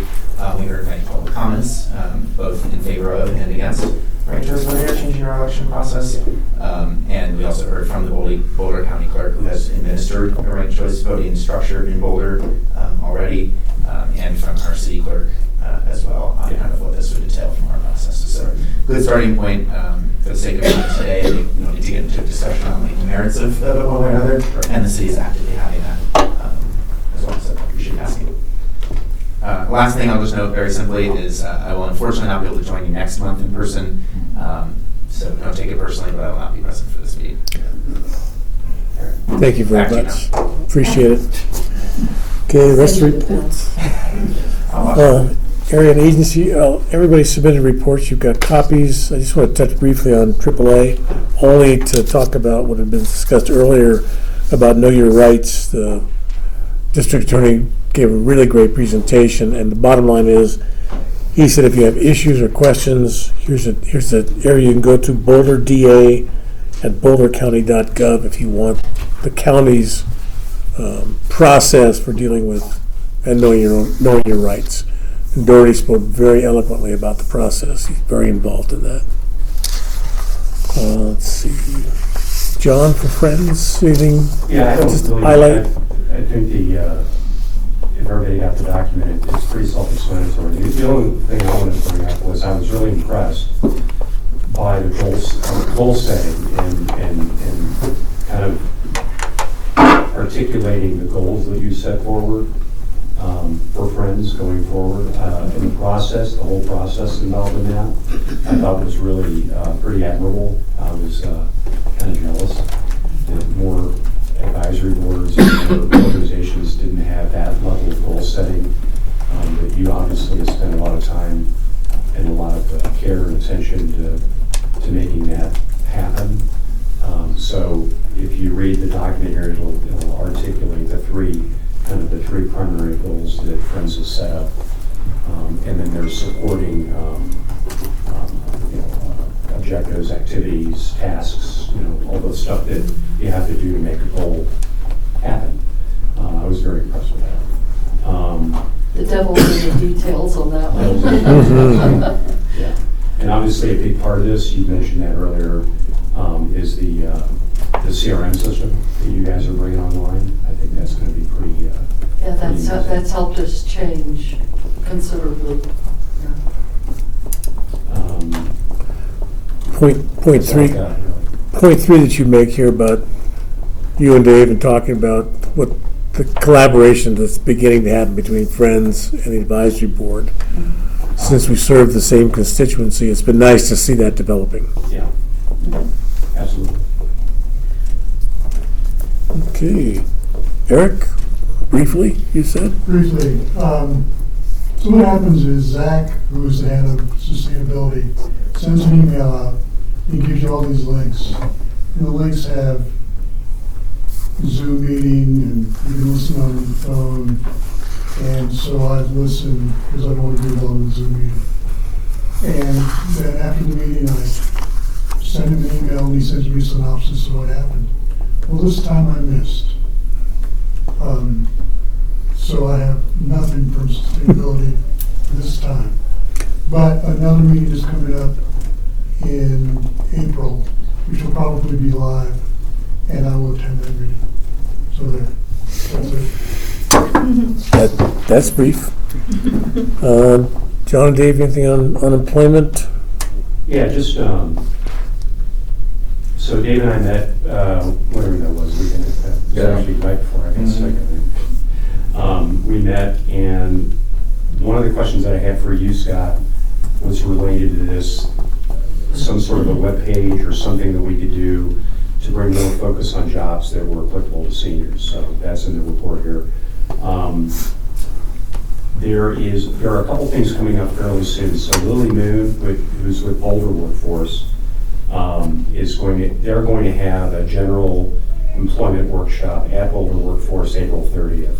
So that brochure that I gave you, Christine, there's another one that I'll pass around. What I'd like to see is if we could get that in the senior center here, either in the rack, the literature rack or something. Anyway, some way that we could get that workshop promoted to seniors. It's not just focused on seniors, but they certainly welcome to attend. Dave and I plan on attending the workshop as well, so we can give everybody a recap on what happened after April 30th when that workshop's concluded. Lily did indicate, we talked for a while now about a workshop focused on seniors conducted by Workforce. That happens typically, I believe, every other year. Lily will be working with Brandy. I think Brandy's generally in charge of that. Brandy Queen.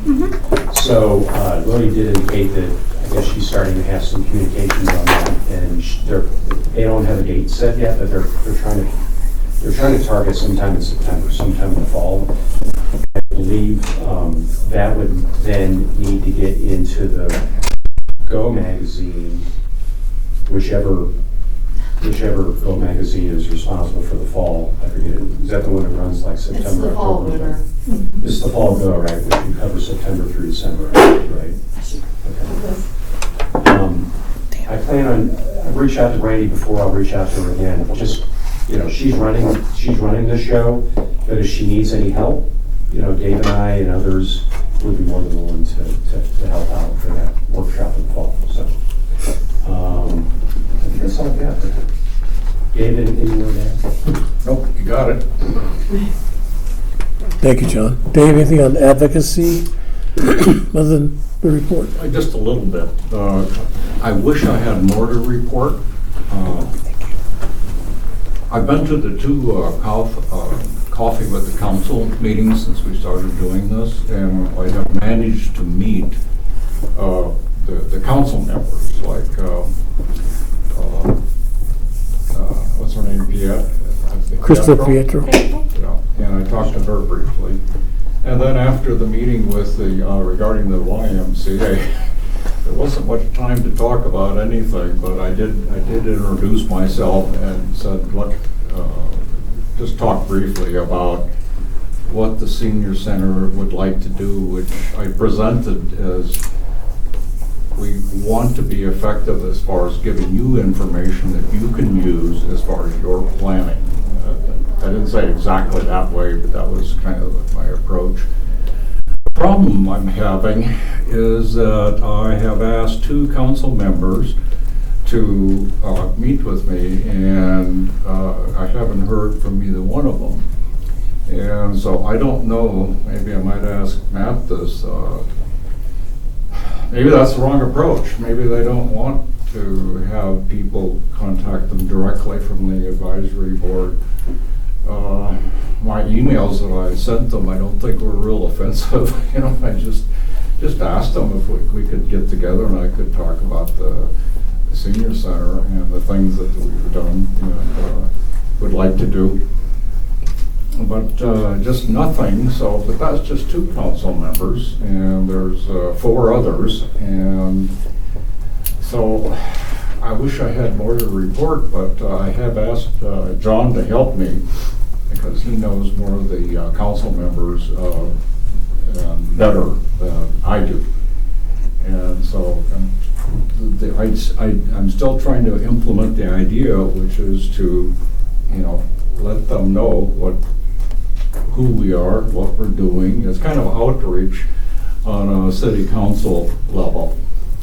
And so I'm trying, but I've had a little difficulty so far. But I'll keep at it. Matthew, any suggestions? Well, I don't speak for every single individual on council, but what I will say is I appreciate the efforts there. I don't know exactly their email preferences and approaches, but I think what you're doing sounds reasonable from an approach there. Perhaps following up, if you haven't recently, could be worth a shot. We've had, what I can say with limited detail is we've had multiple issues, the YMCA being one of them, that have been very very near term and let's say intense, yes.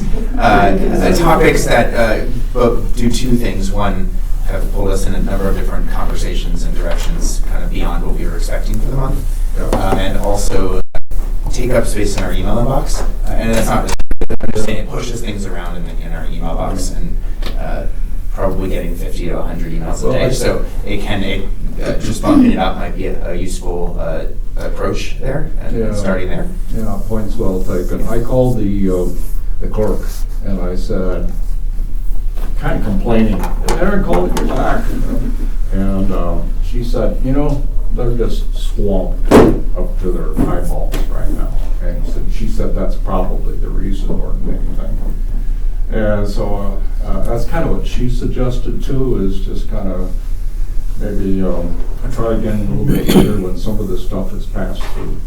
And so Yeah, and another option sometimes, most of us are usually at council chambers on Tuesday nights before, 15, 20 minutes before the meeting starts. And so if you wanted to just show up there and say, hey, sent you an email, can we try to get a coffee meeting, or can I invite you over to the senior center at this point? Good idea.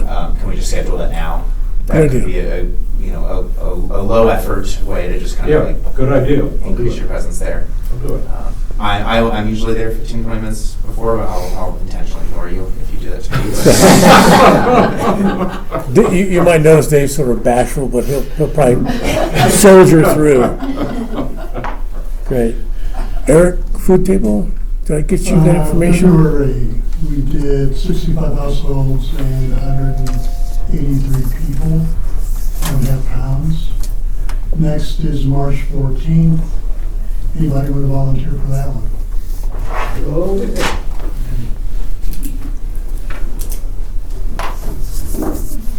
Yeah. Oh, Tina will be there. You're going to be there? Oh, I'm sorry. For the next food. Okay. I'm trying. Yes, I'll be there.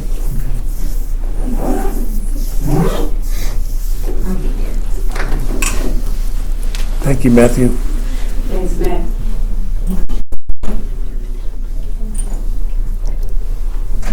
And that's All right, anything else before we call for adjournment? We wouldn't adjourn, we just keep going with the Oh, that's right. I was pessimistic in my assessment of my inventory, so if anybody would like. Yes, I would like a couple of extra. I could share them with other friends, members. I will get them. One of these days, I want to see what I'm signing. I'm not in a rush for that. I'm sorry. You can come to the food bank. I have appointments Jill, thank you so much. That was wonderful. We'll be in touch. Thank you.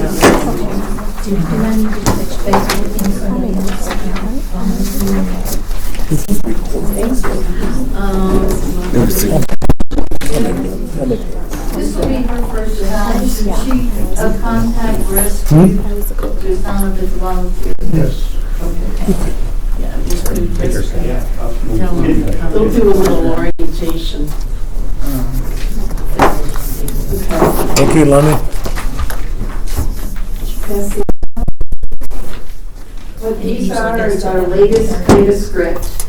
I will list information on what we're going to be using to talk about at meetings. There's also a list in there of places to, Whoosh on the new tables. Oh, thank you. No, I got one. great tables. Do you want to come? I'll give him notes. Oh, wait, there's more. Ryan, do you want one? I'll go. You can have one if you want one. Sure. Everybody else has them, right? Everybody have one? Oh, okay.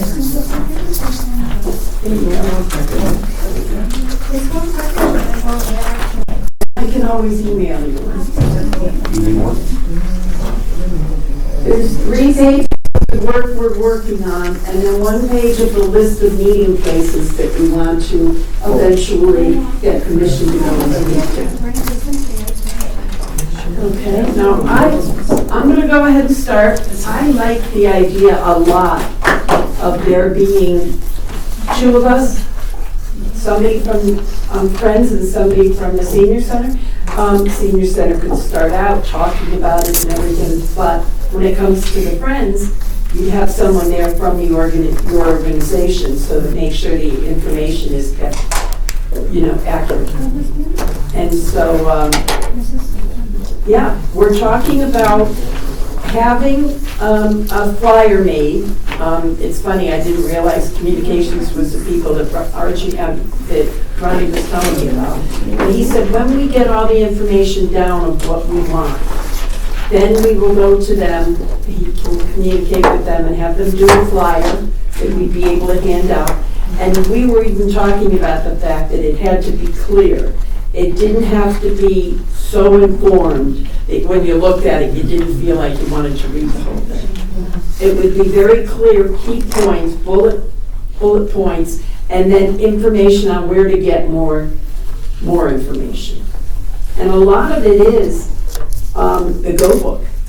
You know, the Go Book is going to be really handy for us. Now, we're not going to have it there to hand out necessarily, because that would be, if we do that at every meeting, we'd be going through a lot of books. But we could always tell people to look it up online. We could always have one that somebody could look up something in.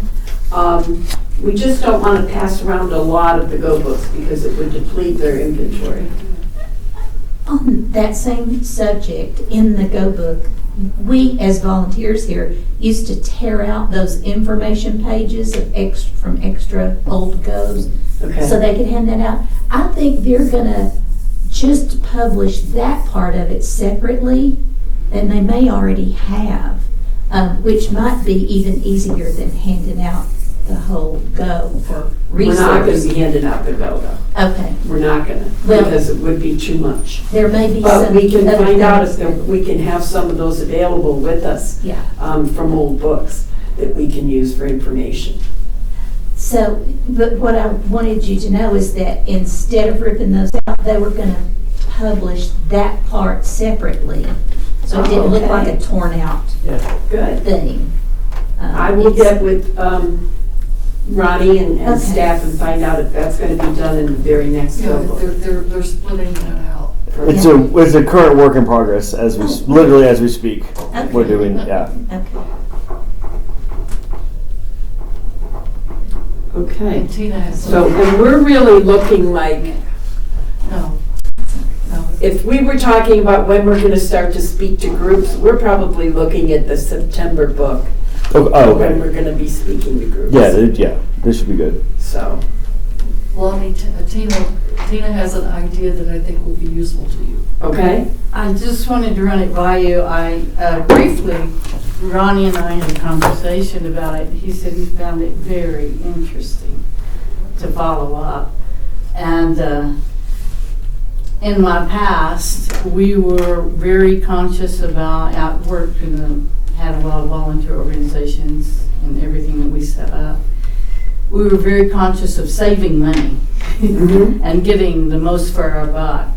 And what I talked to him about was how to recycle and reuse the previous Goes and keep them circulating, for people to look at. Yes, the classes will be different, maybe, and the times and stuff, but they're still gonna find out about the center. And if we could relabel, we could stick a label on the front that would say, for current Goes, do this. Right. And then we could put the code on there where they could also just scan it. And in addition to that, there's a whole way to do it. And I would be, when you've got more time, if you're interested, I would be willing to sit down with you and share with you what we did and how we saved on it. Sure. And you could pick and choose from that, what you'd be interested. I could help you with that. Great. But you can cut your costs and reach about 3 times as many people. And you're right, it would say what we're offering. It just wouldn't be totally accurate information as far as dated. Not current, You know, just really right, current. exactly. But current But information is available. but if the sticker's on there, then you take care of it. Right. Yeah, that's a good idea. I like Right, that. because people would still get the idea of what the senior center's doing. Right. Now, the situation I want to emphasize is that most of the Goes by the end of the season are gone. Right, exactly. They've gotten We up don't and really gone. have a lot So there has to be of some sort of a process put into organization so that people will recycle their Goes. They'll bring them back instead of sticking them into the bin, for recycling by the city. They bring them back here. Right. And then we can collect them. And then we can use those with the stickers. And there's all kinds of incentives to get them to bring them back. Like, everybody who brings them back goes into a drawing and they get a free class or something, a paid class, or. She's got a great. That's a great idea. That's a great It's idea. very good. I like that. Okay. But since those Goes cost us, and again, I'm using the royal us, from what Ronnie said, about $10 each. if we could use the previous ones to do stuff, to point out that and it's a useful leave behind. And even, right, it's a leave behind. You could go to doctor's offices, you could go Well, when you go to the you know, any doctor's place where office, there are books that you pick up and read. you go places like that, you would want to set out the ones that you want to always have a current one, and those that you want to have free ones that aren't current.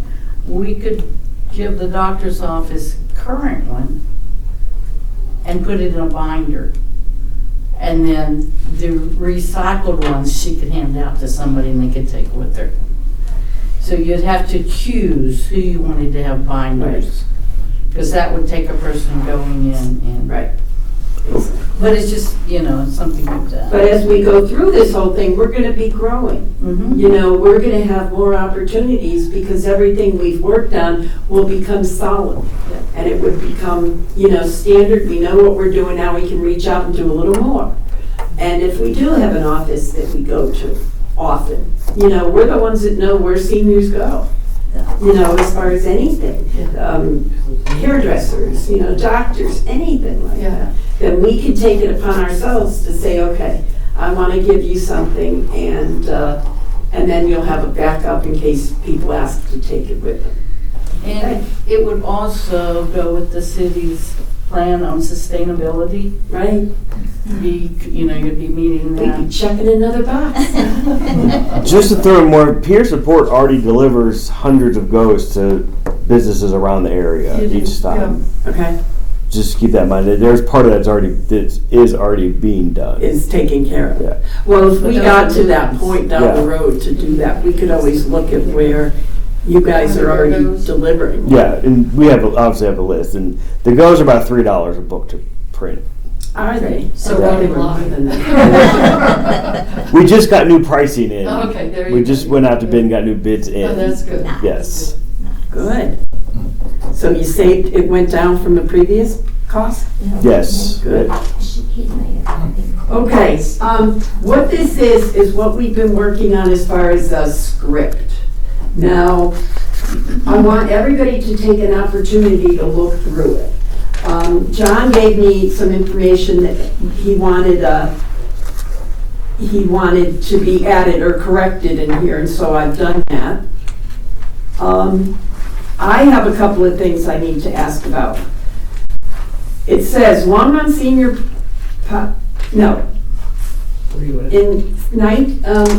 front page, right at the beginning where it says Longmont Senior Center. It says the City of Longmont Senior Program was founded in 1972.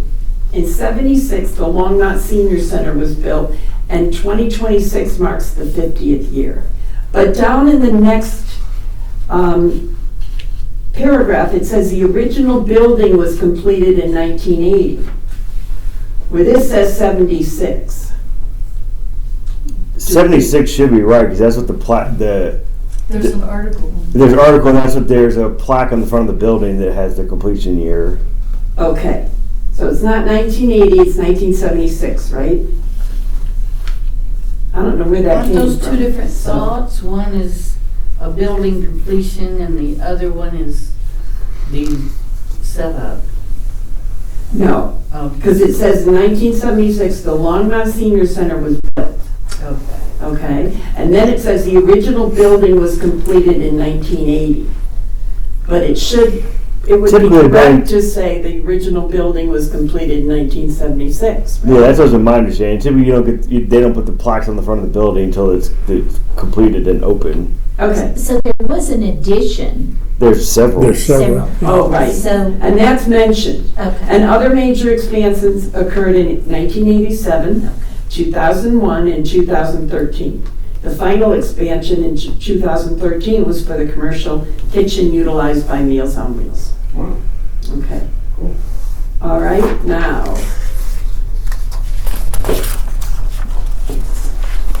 This is where the wording is, I'm questioning it. It says, under Friends of the Senior Center, it says the Senior Center is owned, funded, and operated by the City of Longmont. Is that how I would just say funded by, it's part of the city of Longmont services. Yeah. Right. Yeah, that's just worded weird. Yeah. How about the senior center is part of the city of Longmont? Yeah. As part of the senior service, I would, Yeah, Senior Services Division.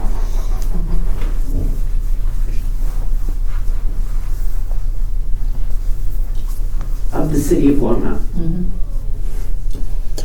I think before this goes out, we should have Ronnie take a look at it just to Yeah, make sure. absolutely. We're gonna have several people take a look City at it. attorney We're gonna might- have communications looking at it. We're gonna have everybody, I'm sending one to Christine so she can look at it and see if she can find anything that may be needing a little adjusting or correcting or anything like that. Okay. I don't think in the way that we're presenting everything, we're presenting facts. You know, we're presenting things like, which is a nonprofit and supports the senior center and its programs, that sort of things. Down below, it starts to say that the Friends have invested a certain amount of money and that they have done the 2 vans. I kind of think that's details that we don't need included in this at this point. I agree.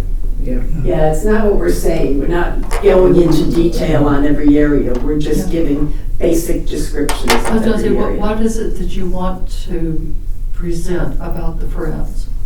What does that say to you? Yeah, just what is it that you really want to say about the Friends? Who they are. Okay. Because like you say, a lot of people don't even know who the Friends of No, they Longmont are. don't. I can provide wording on who we are. Why don't you do that for me? So, you're gonna provide wording, and then what you can do, or whoever is speaking on the Friends side, you can do details. You can say specifically what it is the Friends have done for the senior center. Well, I know from our history, the building, the Meals on Wheels, that commercial kitchen was funded by the Friends. Okay, so you can just add whatever you like when it comes to your part of the presentation. Okay. Okay? But we're gonna take out in the past 2 years and down on that. We don't need to have that right now. Yeah. Because I wanna keep this short and sweet, you know? I want it to be details that people can hear fast and move to the next one. Okay, and this is meant to be a verbal presentation? Right. And this is one of many drafts. We're just working on it continually to make sure that everybody has a chance to participate in it and to say what they, to see what they're gonna be talking about and give any input they want as far as making things clearer. Okay, things happening in the senior center, classes and workshops, computer and technology. John gave me a better wording for it, so I put that in there. Can I ask a question about that? Sure. Is that, this is one-on-one assistance, AI and then workshops, or should be AI workshops? Should it be? Okay. I'm asking, John. Well, that's a good point. So typically when we're doing AI, it's typically a workshop format. Yeah, so Or a lecture format. there's an unnecessary comma there. So. But are there regular But there are other workshops too? Most of the workshops are not AI focused. Okay, what we can do is put comma workshops, comma including AI, Yeah. Yeah. okay? Thank you. And then we'll go over there. Anything else on computer and technologies?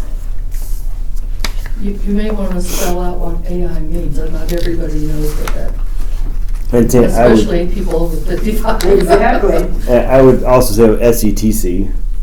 Yeah, I would spell out what ST, yeah. Okay, and what does SCTC mean? Senior Center Tech Connect. And somebody asked me the other day, and I was like, senior center. I got to the tech, but I didn't know what the connect was. Okay, good. Okay, now, day trips, everything sound good there? Drop-in activities? Health and wellness? Sports? I would take out Parkinson's. We don't currently do anything at the moment.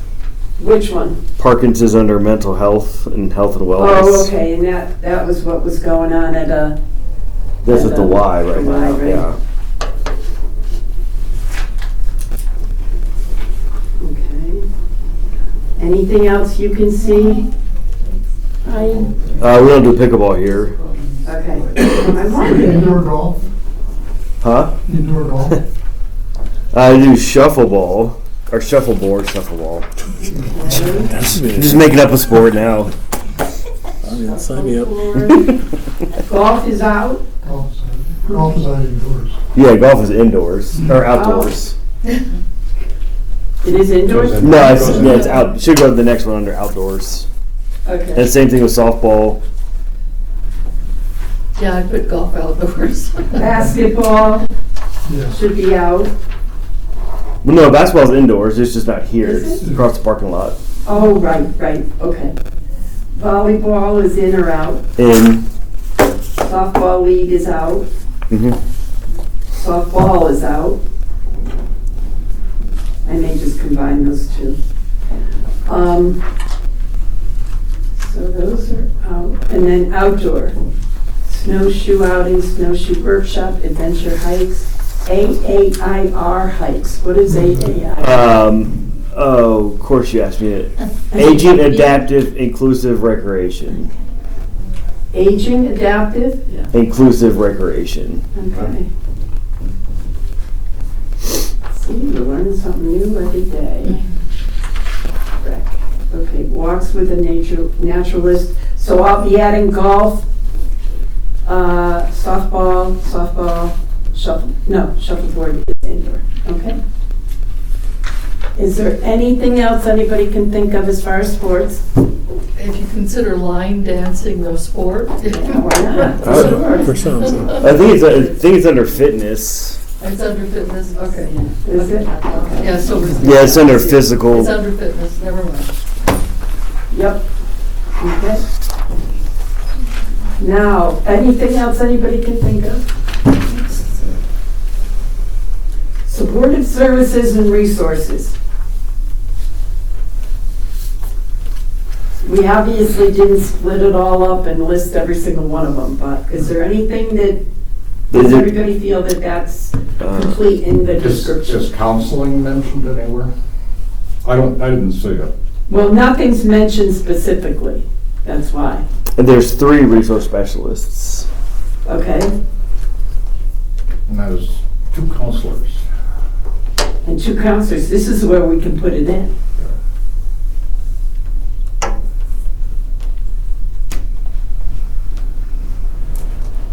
We don't offer bilingual counseling. 'Cause we don't have a bilingual counselor on staff. Okay, Well, I guess it's more peer support. Yeah. And that's different than counseling. Yeah. but we do have bilingual specialists, right? Yes. Okay, I knew that. Okay, good. Anything else anybody can think of as far as that description? Spanish programs, what do you ladies think? Is that clear on? So how that's to what I meant. describe So it? that's what I meant. The bilingual counseling should come out. We don't have a bilingual counselor on staff. No. That first sentence. Oh, okay. Okay. Provide caregiver support and help with navigating healthcare and financial system. I would take out bilingual counseling and caregiver support. Okay. Because we have the bilingual resource specialists, yes, but the other ones we don't have any paid staff. For the programming, for the Spanish programs. Yeah, for that stuff, for the counseling and caregiver support. Working on that, the support groups. Would you want to put anything in here about income tax assistance? Or do you just want to leave it out as a general That's what Well- they do, that's what they're happening, income tax assistance. Is there anything else, if I were to add income tax, is there anything else that would also need to be added? To me, that would go under classroom workshop because it's not a resource. It's just we provide the space for AARP to do the tax stuff. So it's not really, Okay. and I coordinate that, not the resources. So I would put that under classroom workshop. Okay. It's not. And humanities and tax preparation assistance? Yeah. Okay. Ryan, if I wanted to rent a room here Mm-hmm. for a group, is there anywhere where it's published, what it would cost me per hour? I believe on the webpage. It is. Yeah. Okay. And Bianca's the one that handles them. So she, if there's actual like a paper that says that, she would know where that is. Okay. Okay. And I assume, so John Higgins, this goes, I don't know if you remember Ruth was trying out for another group that I belong to. I'm starting to assume now. So those rentals, there's no restriction on age or any? No, because it's a private rental. Because it's a private. It's like open to the public. Right. No, it's not open to the public. Oh. If you have a rental that's open to the public, that's kind of a whole different thing. Well, so what are the parameters? Can anybody call the senior center and ask if there's meeting space to be rented out? Yes. Most of them live in our HOAs, so the majority of the rentals, but Okay. yes, that's the vast majority, but because Okay. good luck finding space. And that I just added because Yeah. when we were talking about the technology, I was like, geez, that's gonna make it really appealing to people to come and rent our space, so why don't we add it, so.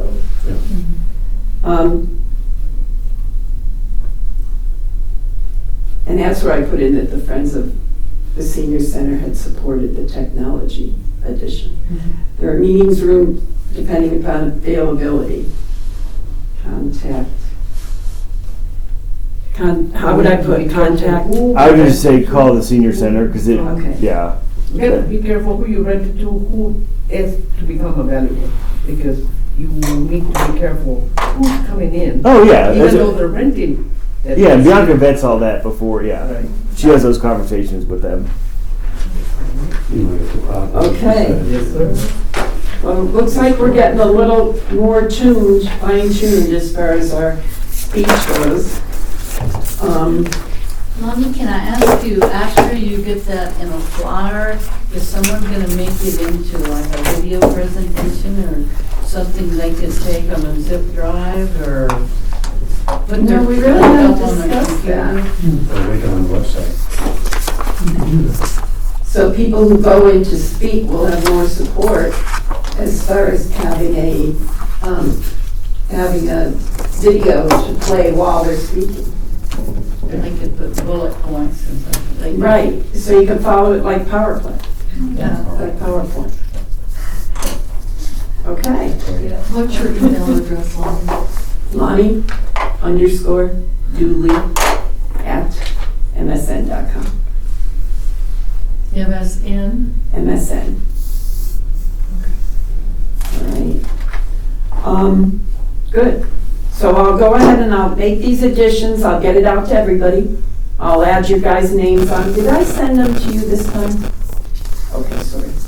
I'll bet you it's sitting in my computer box or bag, the paper that you guys gave me with the, your email addresses on it. I tucked it in my computer bag with my computer and I don't think I took it out, so I will get that done. Options for outreach. We thought the first one we do, we're probably looking at June, July, for the first time we actually go speak, would be Village on Main, because they're kind of our buddies, and they won't have anything bad to say because I'd be standing there. Also, I'm thinking of this too. Would it be possible for either one of you guys to speak to two, I know I'm speaking of Village on Main specific, there's two residents that don't speak English. So wherever you're gonna speak, if there are residents that are Spanish speaker, it has to be done bilingual, okay? Yeah. And not all our people are put into residents. People take care of their own people. So Right. we have the the people that are taking care of it, their home, that they won't be knowing about this unless we do that outreach into their private homes for the family or whatever. Because none of our people are there. We're trying to take care of our own, put them there. So if there's going to be a presentation, we know that there are bilingual people, Spanish, then it's got to be done right now. And I think all these places that you mentioned here, I think they already have a GoPro, no? So the ones that are running it, no, you need to go here, you need to go here, you need to go and find out what it's about. Yeah. Well, I think what we could do, once we've gone through and kind of gotten our feet solid on the ground and we know what we're doing, then we can start to have those pop-ups that we talked about in various areas to let people know in your neighborhood, we're going to be at the firehouse. We're going to be at some place that's easy for people to come out and go to. And then, we could do what we're doing. As long as they're accessible, as long as there are people that come out. Right. Because sometimes they need their loved ones want to take them because they're on a wheelchair, on a walker, they'll need a bus to pick them up, and some of them are very reluctant to go out. Right. So they can know at least sometimes they can come out for programs, and sometimes they can, sometimes they can't, because they're traveling, they can, because they even need somebody to support and help them get in a bus for those events that are, out or whatever. So the NGOA, Guillermo, that would be really key on that, because I think as a requirement of the NGOA, you have to have at least once a year a neighborhood meeting. Right. Usually it's a block party. Yeah. Usually it's a block party. Right, so each neighborhood has to have an annual meeting. And So we may end up going to neighborhood annual meetings. they do that. That's what They have we need, research. that's what we have to do. Yep. As long as they feed us. Yeah. There's a picnic, I'll go.